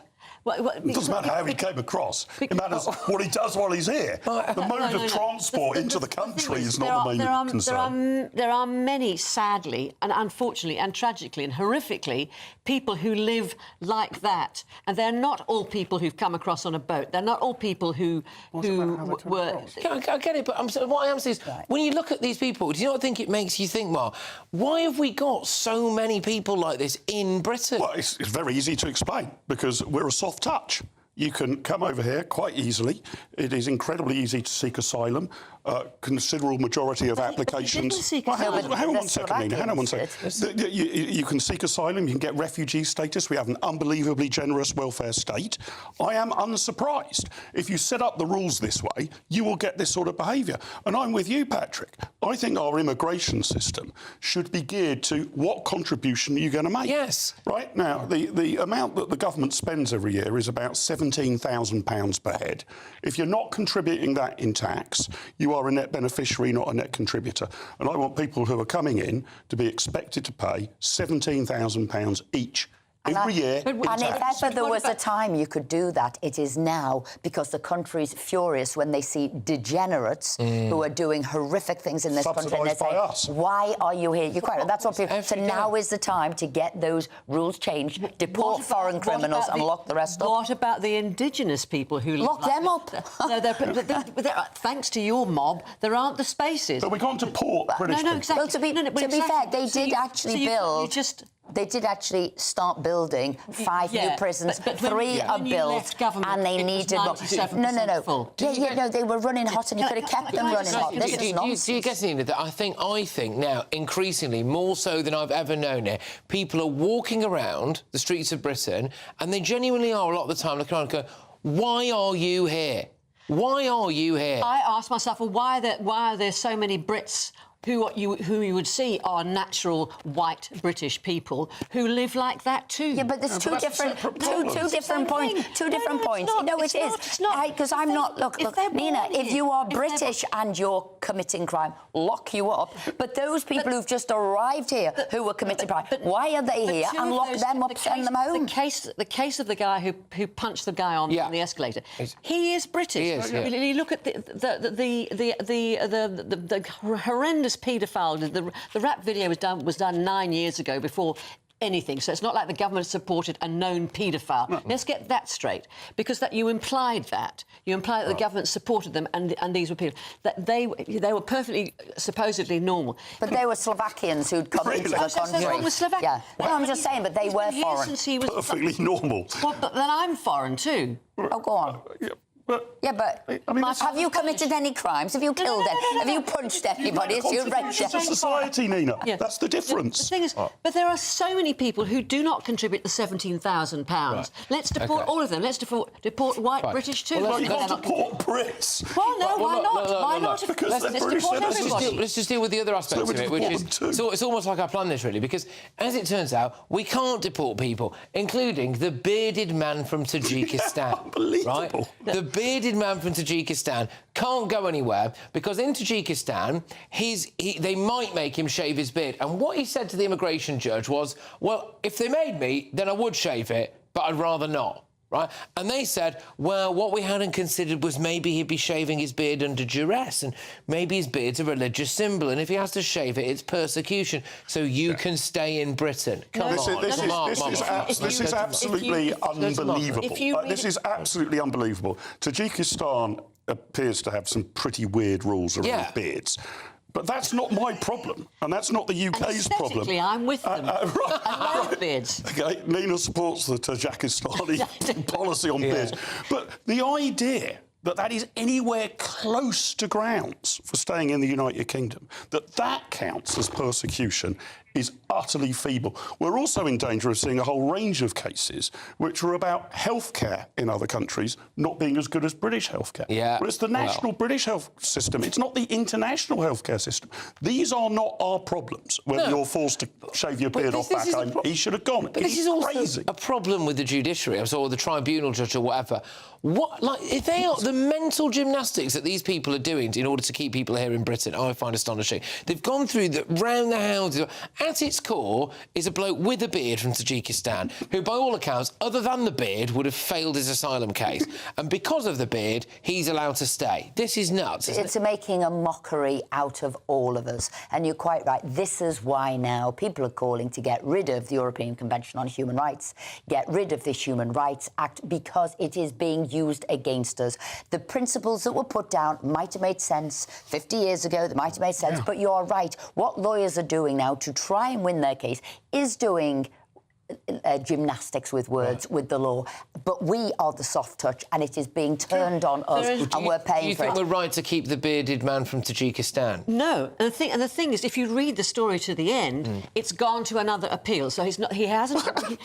That's it's wasting money again. It's dreadful. It's utterly dreadful. I agree with you, but let's get the facts straight. He's not given leave to stay. He's given leave to have another idea that appeal, any court could even consider it. But this is how they end up staying here forever and ever. It's by keeping another appeal. You shouldn't have even needed. That's quite right. The initial intention of the European Convention of Human Rights and things like your right to a private family life basically meant the Gestapo should not be marching into your house. Yeah. It now means that you don't have to reach for a razor blade and some shaving foam. And if your kid doesn't like chicken nuggets, the Albanian can stay here. I mean, it's a nonsense. We have a broken justice system, we have a broken prison system, and I know exactly who we can blame for that. I've never heard so much rot in all my life. But what we need to do is now get a grip. Look, I'm sick of reporting on this stuff. I mean, look, obviously we can have a bit of a laugh about the bearded man from Tajikistan, but the other two things are absolutely vile. And it is every day. It's every day, and I'm sick of it. Anyway, got all your newspapers hot off the... By the way, wait, you see this? Look at this. U-turn. Keir Starmer set to back down on benefits. Well, who could have seen that coming? But next... Daddy has to sometimes use strong language. Yeah, strong language. Every once in a while you have to use a certain word. Massive day for NATO, massive day for international relations, for the world, in fact. The Prime Minister was pressing the flesh at NATO, but did he look a little bit out of his depth? I'm joined by shadowed Minister of Defence, Marc Francois. Stay tuned.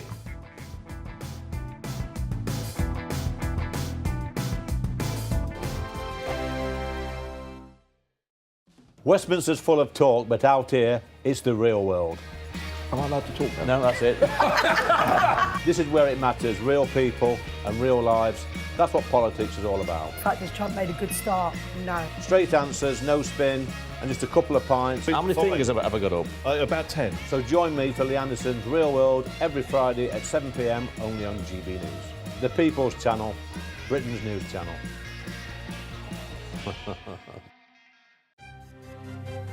GB News Breakfast, every day from 6 a.m. Well, how about meeting the new ABBA? It's what a lot of people are calling Dad Harmony. It's a new Swedish a cappella group that are the biggest TikTok sensation you can imagine. They are everywhere at the moment, and they join us now. Really good to see you all. With us, we have this morning Thomas, Michael, Sebastian, Peter and Adam. Not necessarily in that order, but I know. There we go. Gents, it's really good to see you. I've got to ask, first and foremost, how did you get started? How do you even get together and think, this is something we can do? Yeah, it's actually all of a coincidence, to be honest. It was, we were friends, but we were Peter had a bachelor party. And like 10 p.m. or something, we started to sing. And I recorded that song. And for some reason, I put it out on my TikTok account with like 7 followers or something. And then it blew up and got like, the first video got 22 million views, I think.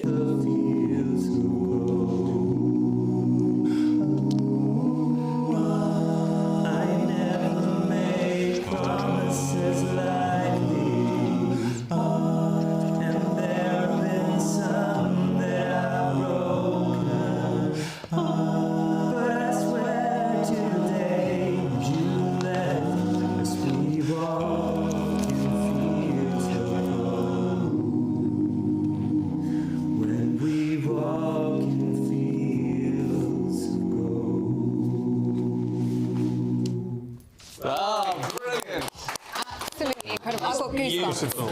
Really beautiful. GB News, the People's Channel.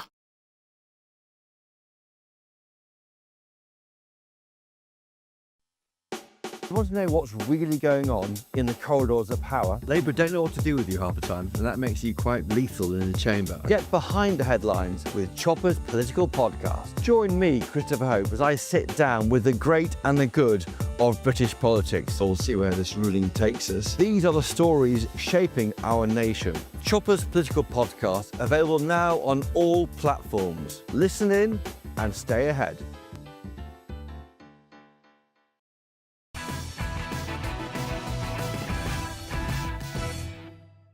Welcome back to Patrick Christys Tonight. So, NATO leaders have been gathering for their annual summit, and things did get a bit weird.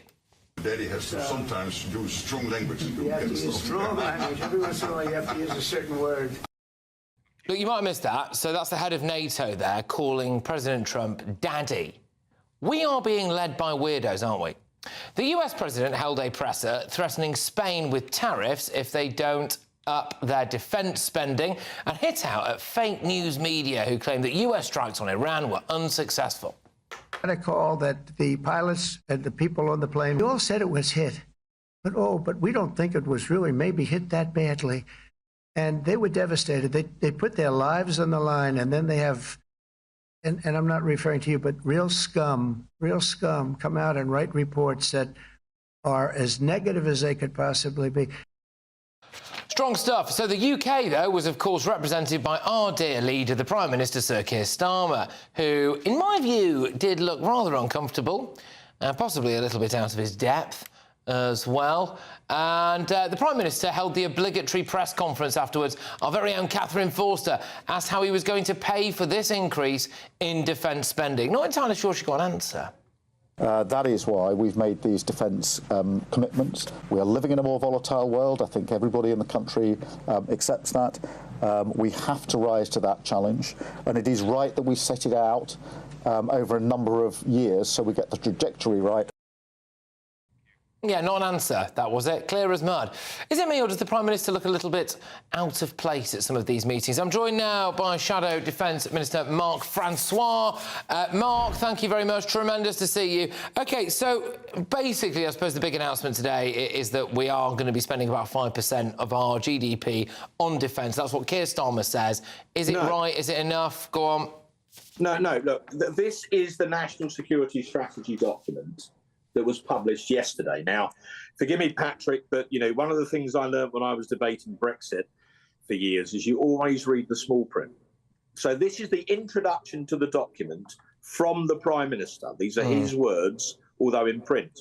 I quote, "That is why, as part of this strategy, we will make a historic commitment to spend 5% of our GDP on national security, not defence, by 2035. So here's what they've done. They're saying they're going to spend about 3.5% on defence by 2035. So that's a decade from now. But they haven't got a clue how they're going to find the money. And the other 1.5% they're going to call national resilience. But that could even include things like the cost of Sizewell C or wind farms. So they're going to say that, oh, energy security is part of national security. So if we're spending money on things like wind farms, well, that's pretty close to defence spending. So this is all absolute smoke and mirrors. And we had a debate in the House of Commons this afternoon on the defence budget, led for us brilliantly, I've got to say, by my boss, James Cartledge. And he took the government apart. And when we asked the MOD minister time and again, how are you going to pay for this? How do you get to 3.5? She didn't have a single answer. So it's all smoke and mirrors. I regret to say it's all complete waffle. OK. And you're not going to deter the likes of Vladimir Putin. Fine.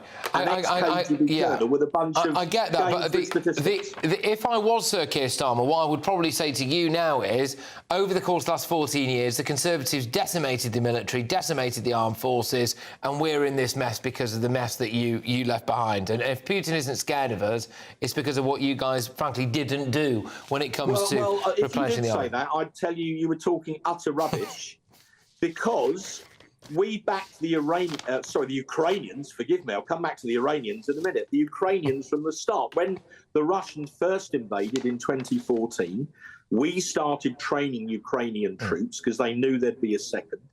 And following the full-scale Russian invasion in 2022, Boris Johnson was the first Western Prime Minister to go to Kyiv. He rallied the Western NATO nations.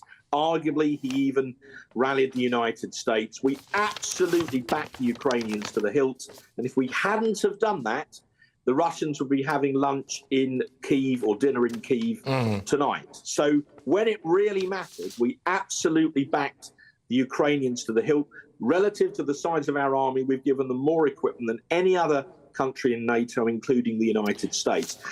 Keir Starmer doesn't understand defence. He's a human rights lawyer. He's even trying to change the law to reopen the prosecution of Northern Ireland veterans whilst making it easier for Jerry Adams to sue the British taxpayer. That is the Prime Minister's understanding of defence. What they've done with these numbers is all smoke and mirrors, and that will not deter the likes of Vladimir Putin. Well, we now have 12 new nuclear-armed aircraft, though, and because of that, no, we don't. Because of this, we can now join, Mark. We can now join NATO nuclear aircraft. It must be true, Mark. I'm reading it in Politico as we speak. You're telling me it's not true? Well, far be it from me to contradict them. But this came out in the Commons again today. You know, we were debating. That's what the Commons is there for, people to hold the government to account. So we got into this. So it is true that the government have announced they're going to buy 12 F-35A variants, which is a variant that can carry a free-fall nuclear bomb. That's true.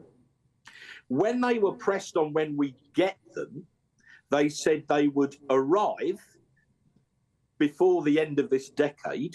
Right. But that's not the same as going into operational service. So it looks like those aircraft won't be available to fight for about another 6 or 7 years. So we completely support the decision to strengthen our defences, but again, it's smoke and mirrors because it'll be 6 or 7 years before those aircraft are armed. Well, yeah. Well, hopefully Putin isn't here in that time. Otherwise, they're his, aren't they? So he'll get a nice. Look, I mean, just to give you a comparison, you know, the problem with this is it comes to a sort of conclusion 10 years from now. The polls. I was in Poland for a conference about just over a month ago, Patrick.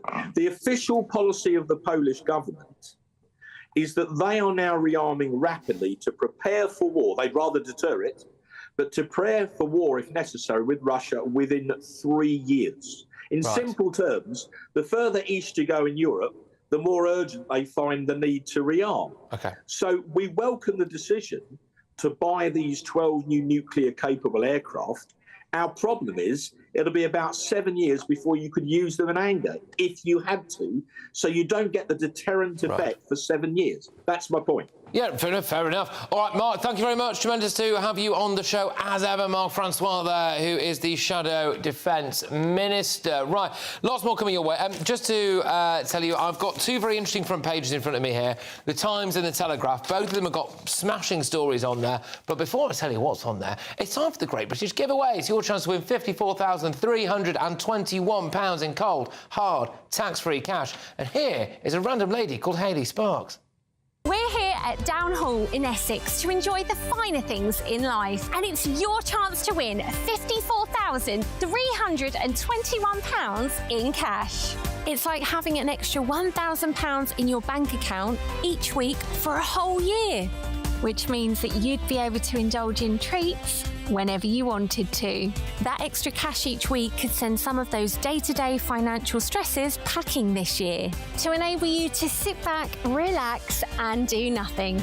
Make sure you don't miss out on our biggest cash giveaway to date. For another chance to win £54,321 cash, text cash to 63225. One entry costs £2.50 plus one standard network rate message. Or text bonus to 63225. 5 entries cost £5 £2 plus 1 standard network rate message. Go to gbnews.com/win. Entries start at £2.50. Call 0903 686 3232. Calls cost £2.50 plus your network access charge. Or post your name and number to GB14 PO Box 8690 Derby DE1 9TT.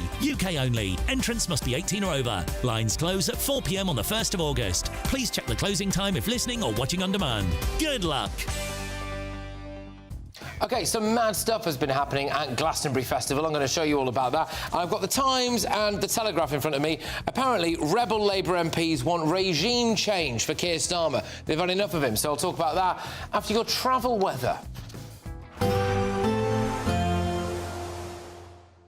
I forecast a perfect holiday in the sun. Weather looking good then? For sure, and no worries about our travel insurance. All Clear Travel Insurance sponsors GB News Travel Destinations forecast.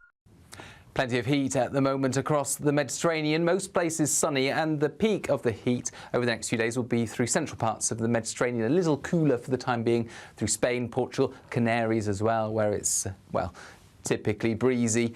And it's also breezy for the Balearics, but we've got this plume of heat now through central parts of Europe. Certainly some unusually high temperatures to Italy and to Croatia, and then later on across parts of Greece. Mid to high 30s widely. All Clear Travel Insurance sponsors GB News Travel Destinations forecast.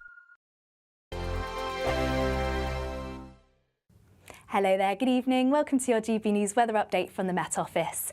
As we head through the overnight period, a risk of thundery showers across the southeast, but elsewhere, plenty of cloud and further outbreaks of rain. And for all, it is set to be a warm and muggy night to come. And we can see from our bigger picture, plenty of frontal systems moving in from the west and south, bringing us that cloud and bringing us the rain. But it's really across the southeast where we need to keep an eye on some quite heavy showers moving into parts of Kent, East Anglia, and these could possibly turn thundery during the early hours of the morning, but plenty of rain sweeping its way in from the west. This could be heavy at times, particularly across western parts of Scotland, but for all, many towns and cities not really dropping much past the mid to high teens, so it's going to be warm, muggy and feel quite uncomfortable through the overnight period. And many are going to be waking up to quite a wet start, particularly across Scotland. Some quite heavy and blustery outbreaks of rain, particularly across the north and west, starting to clear a little more across far west of Northern Ireland, but even here still plenty of cloud and some light showery outbreaks towards eastern areas. And elsewhere across England and Wales, once again, cloudy outbreaks of rain, particularly across Wales, Devon, Cornwall, elsewhere across the southwest. And this system through the course of the morning will slowly edge its way eastward. Still a chance of some heavy blustery outbreaks of rain, but eventually clearing from the west, which means it will brighten up nicely. Still some showers around, but mostly dry by the afternoon. Plenty of sunny spells, and the difference will be it will be feeling a lot fresher, but still highs of around 25 degrees Celsius across the southeast, so still warm in the sunshine. And then Friday to end the week, once again further outbreaks of rain, mainly towards the far north and northwest, where once again it could be heavy, if not quite blustery at times. But elsewhere across England and Wales, particularly across the southeast, it should be largely dry and plenty of sunshine. And temperatures are on the up as we head into the weekend. It's likely we'll see another heat wave. That's it from me. Bye-bye. At GB News, we love to hear from you, our viewers and listeners. So drop us a line at gbnews.com/your say. There you can talk to each other and also to the presenters live on air. gbnews.com/your say, because GB News is your channel, Britain's news channel. Westminster, the ultimate clique. And you're fighting like rats in a sack. But here on the Camilla Tominey Show, we ask the questions the establishment media is too scared to ask. OK, let me ask you a straight question, because I know you're a straight-talking politician. Whether it's net zero, illegal immigration or law and order, nothing is off limits. You had the power then. Yeah, as I and say, now you've lost it. That's the Camilla Tominey Show, a politics show that's fearless. But no, let me finish my question if you don't mind, because it is my show. Sundays at 9:30, only on GB News, the People's Channel, Britain's news channel.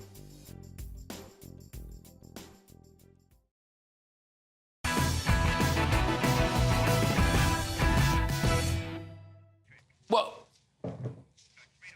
OK, welcome back, everybody. And let's do tomorrow's newspaper front pages. Hello. The Metro. Arise, Sir Gareth, former England boss, receives knighthood. So there we go. So he's got a knighthood. The Independent. NATO praises, quotes, Daddy Trump and pledges more cash on defence. Can I just say, I don't think enough is being made out of this. Mark Rutte is clearly a very weird bloke. No, seriously, a very weird bloke with a very, and I don't mean to say this nastily, with a very odd personal life. And I don't think he should be in charge of NATO. What's his odd personal life? Very, very odd guy. Very odd guy. That's all I can say. This very odd guy. Calling him Daddy came off the back of Trump saying they're like kids in Look a at the way he play. sits as well. I'm sorry. No, Putin, you're dealing with Putin, with Xi Jinping. You're sitting like that now, so why don't you It came after, I'm not defending her at all, but I'm just saying it came after, I'm just pointing out, came after Trump had said they were like kids fighting in a playground. You let them go for 2 or 3 minutes, and then you tell them apart. So he was saying Daddy would take the kids apart. So that's what he's saying. Oh, Daddy. OK. I know, it's bizarre. It's weird. It's ridiculous. I just don't think he's the kind of bloke that you want in charge of NATO. Anyway, we move on. The Eye. Starmer ready to retreat on benefits cuts to end rebellion. So this is all the welfare bill that we were talking about earlier on. We did it at 9 p.m. We were talking about, well, is he going to U-turn? It's already quite bad if he does U-turn. There's blood in the water. Maybe it's already too late and people want him gone.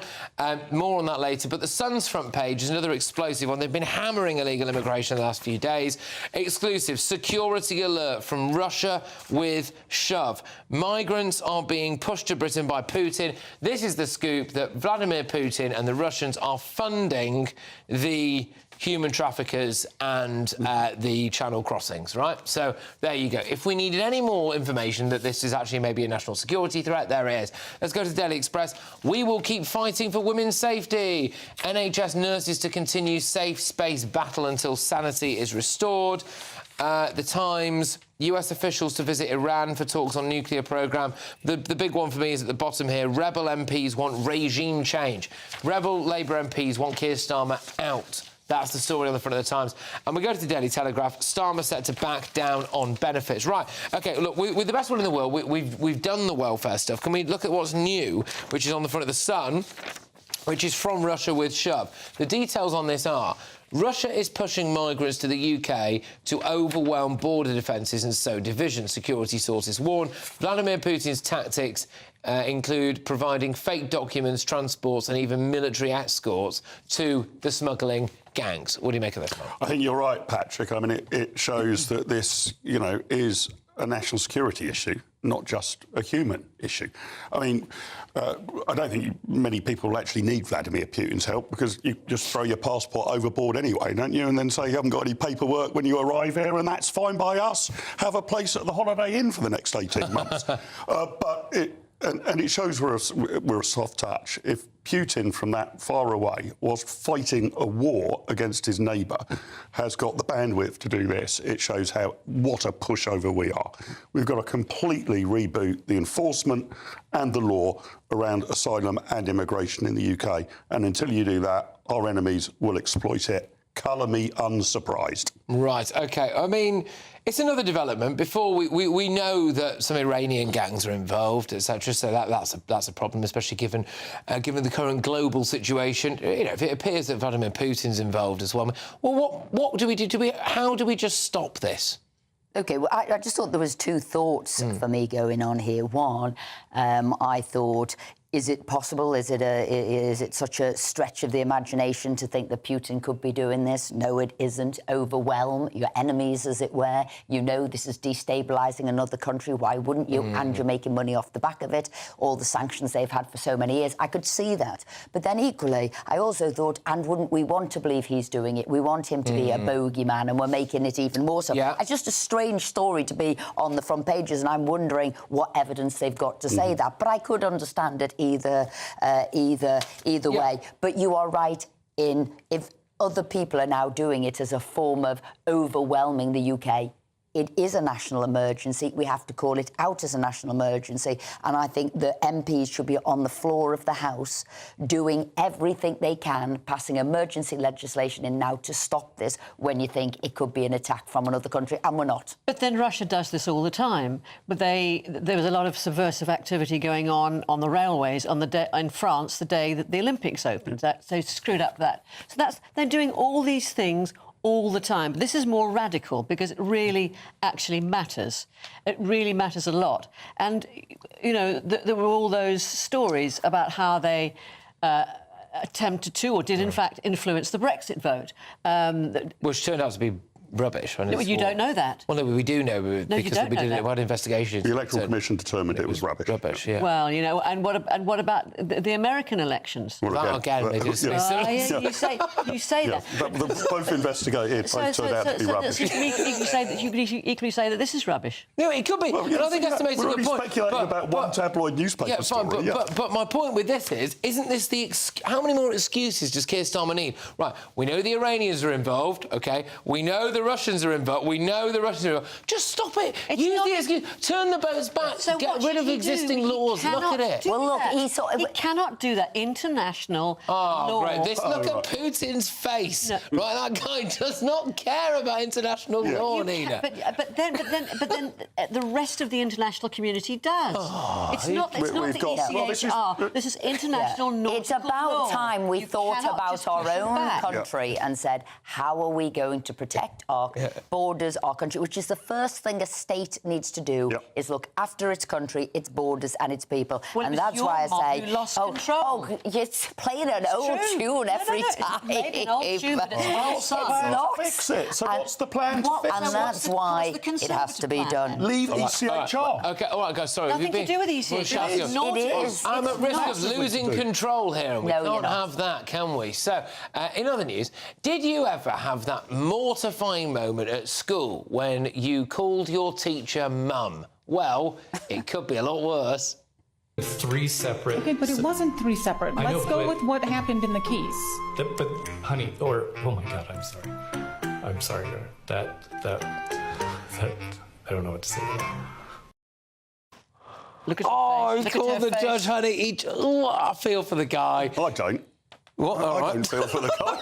I mean, talk about the fastest way to lose a case. Yeah, No, well, that's I think it's quite easily done. Imagine if he was your lawyer there, and you're sitting there, and you're like, all right, it's touch and go this one, and he opens up with, honey, look. honey. No, I'm guilty. Anyway, right. The judge's face. I mean, was he trying to win her over? Right, OK. And apparently we're doing this now as well. So more concerning news from the world of air travel.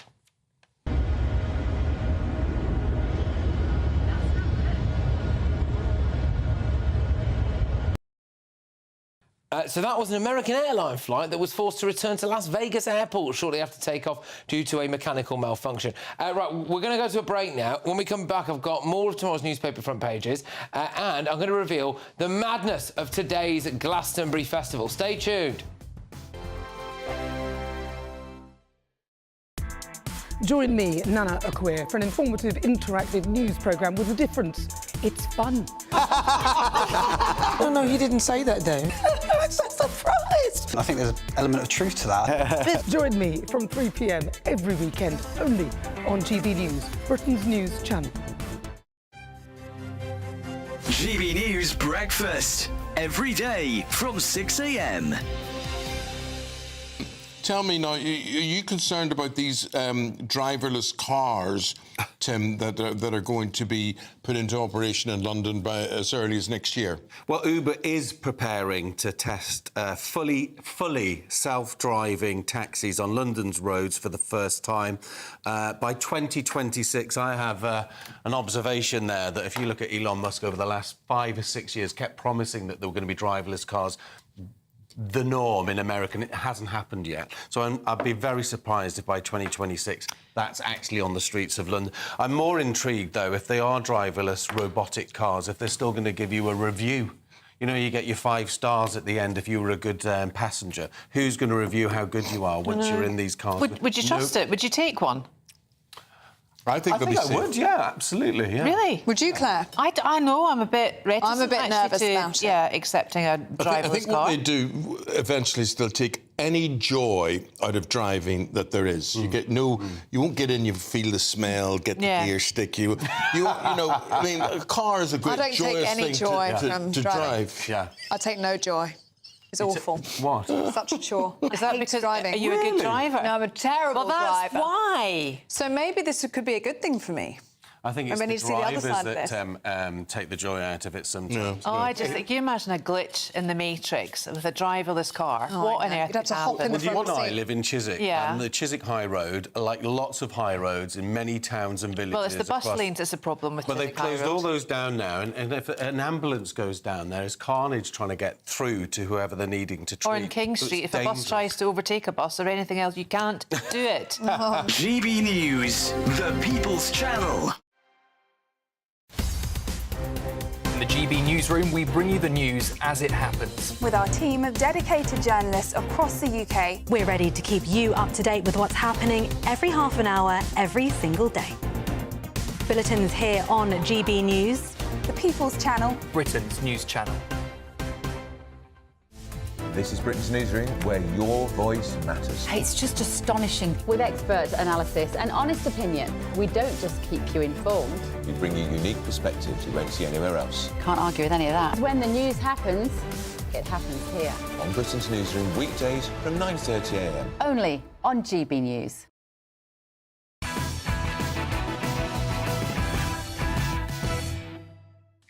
OK, welcome back. Two more front pages for you now. The Guardian, Starmer in denial over scale of Labour MPs' welfare rebellion. We'll get on to that. And the Daily Mail, stop Labour's betrayal of our SAS heroes. Good story, this. We'll talk about this more in my 11 p.m. till midnight show. Ex-Special Forces chiefs and MPs demand that veterans who battled the IRA are protected from prosecution. I think that's absolutely bang on. It's ridiculous, really, that we are prosecuting people historically. But I just wanted to talk about this, really. Is this Europe's toughest border, right? High steel fences, watchtowers that are policed by specially trained forces, trained officers who also have aggressive guard dogs. Illegal entrants are imprisoned and then subsequently expelled. Is this some sort of demilitarised zone? No, it's Glastonbury Music Festival, the beating heart of the radical left-wing, people forced to sleep in tents. I mean, gosh, look at that. So Glastonbury, a hotbed of far-left activism that sees things like Palestine flags everywhere and all that, enforces a border, Mark. There you go. I mean, let's take a leaf out of their book, I would have said. I mean, you know, border force should be all over this like a rash, right? I mean, I guess this is sort of showing the efficiency of the private sector against our public sector border force as well. But also, I wonder why, Esther. I wonder why they want a border, because maybe they want to keep some form of order. Maybe they want some security. People they want to keep out. Yeah, why do you think they bother with that? I just thought maybe we could get the template and give it to government officials. How much are tickets now for Glastonbury? 375. Yeah, that's right. I mean, you know, this is all about money for them, isn't it? They don't want to... I mean, liberal lefties, loving, caring and sharing, but they don't want to miss out on a 350 because they are...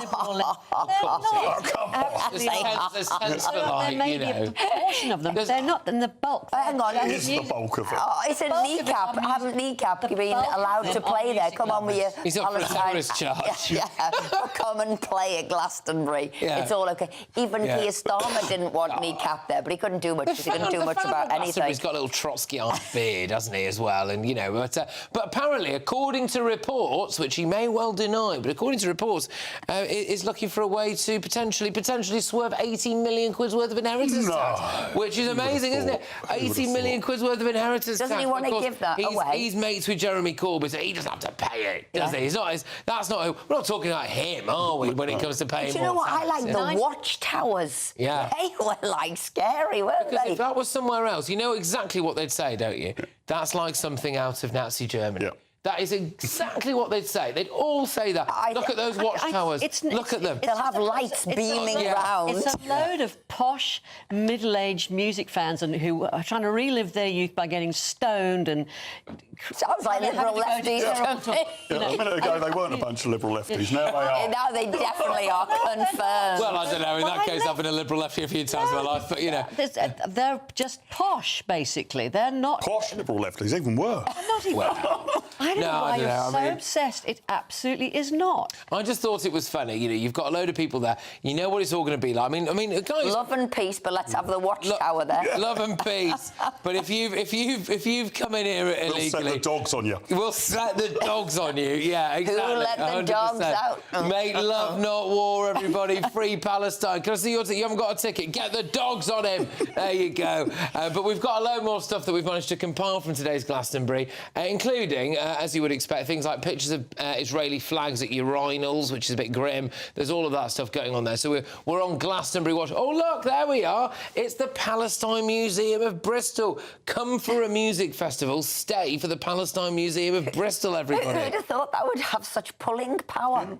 Well, there you go. But anyway, so there we are. Well, look, thank you very much to our wonderful panel. It's been a lively show. I've got a lot more coming your way. Patrick, Christys tonight, late edition. We're going to be looking at all of tomorrow's newspaper front pages and some absolutely cracking stories inside the book as well. It looks as though Russia is funding the small boats crisis. So we're going to be talking about all of that. And a huge rebellion on the cards for Keir Starmer. Is he about to U-turn? Some of the newspapers certainly think so. Don't go anywhere.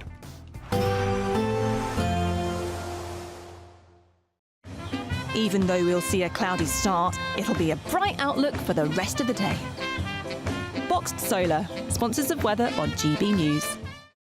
Hello there, good evening. Welcome to your GB News weather update from the Met Office. As we head through the overnight period, a risk of thundery showers across the southeast, but elsewhere, plenty of cloud and further outbreaks of rain. And for all, it is set to be a warm and muggy night to come. And we can see from our bigger picture, plenty of frontal systems moving in from the west and south, bringing us that cloud and bringing us the rain. But it's really across the southeast where we need to keep an eye on some quite heavy showers moving into parts of Kent, East Anglia, and these could possibly turn thundery during the early hours of the morning. But plenty of rain sweeping its way in from the west. This could be heavy at times, particularly across western parts of Scotland. But for all, many towns and cities not really dropping much past the mid to high teens. So it's going to be warm, muggy and feel quite uncomfortable through the overnight period. And many are going to be waking up to quite a wet start, particularly across Scotland. Some quite heavy and blustery outbreaks of rain, particularly across the north and west. Starting to clear a little more across far west of Northern Ireland, but even here still plenty of cloud and some light showery outbreaks towards eastern areas. And elsewhere across England and Wales, once again, cloudy outbreaks of rain, particularly across Wales, Devon, Cornwall, elsewhere across the southwest. And this system through the course of the morning will slowly edge its way eastward. Still a chance of some heavy blustery outbreaks of rain, but eventually clearing from the west, which means it will brighten up nicely. Still some showers around, but mostly dry by the afternoon. Plenty of sunny spells, and the difference will be it will be feeling a lot fresher, but still highs of around 25 degrees Celsius across the southeast, so still warm in the sunshine.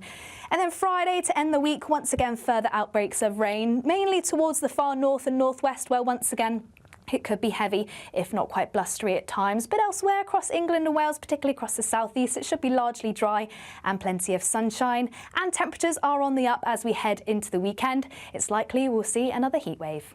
That's it from me. Bye-bye. Even though we'll see a cloudy start, it'll be a bright outlook for the rest of the day. Boxed Solar, sponsors of weather on GB News.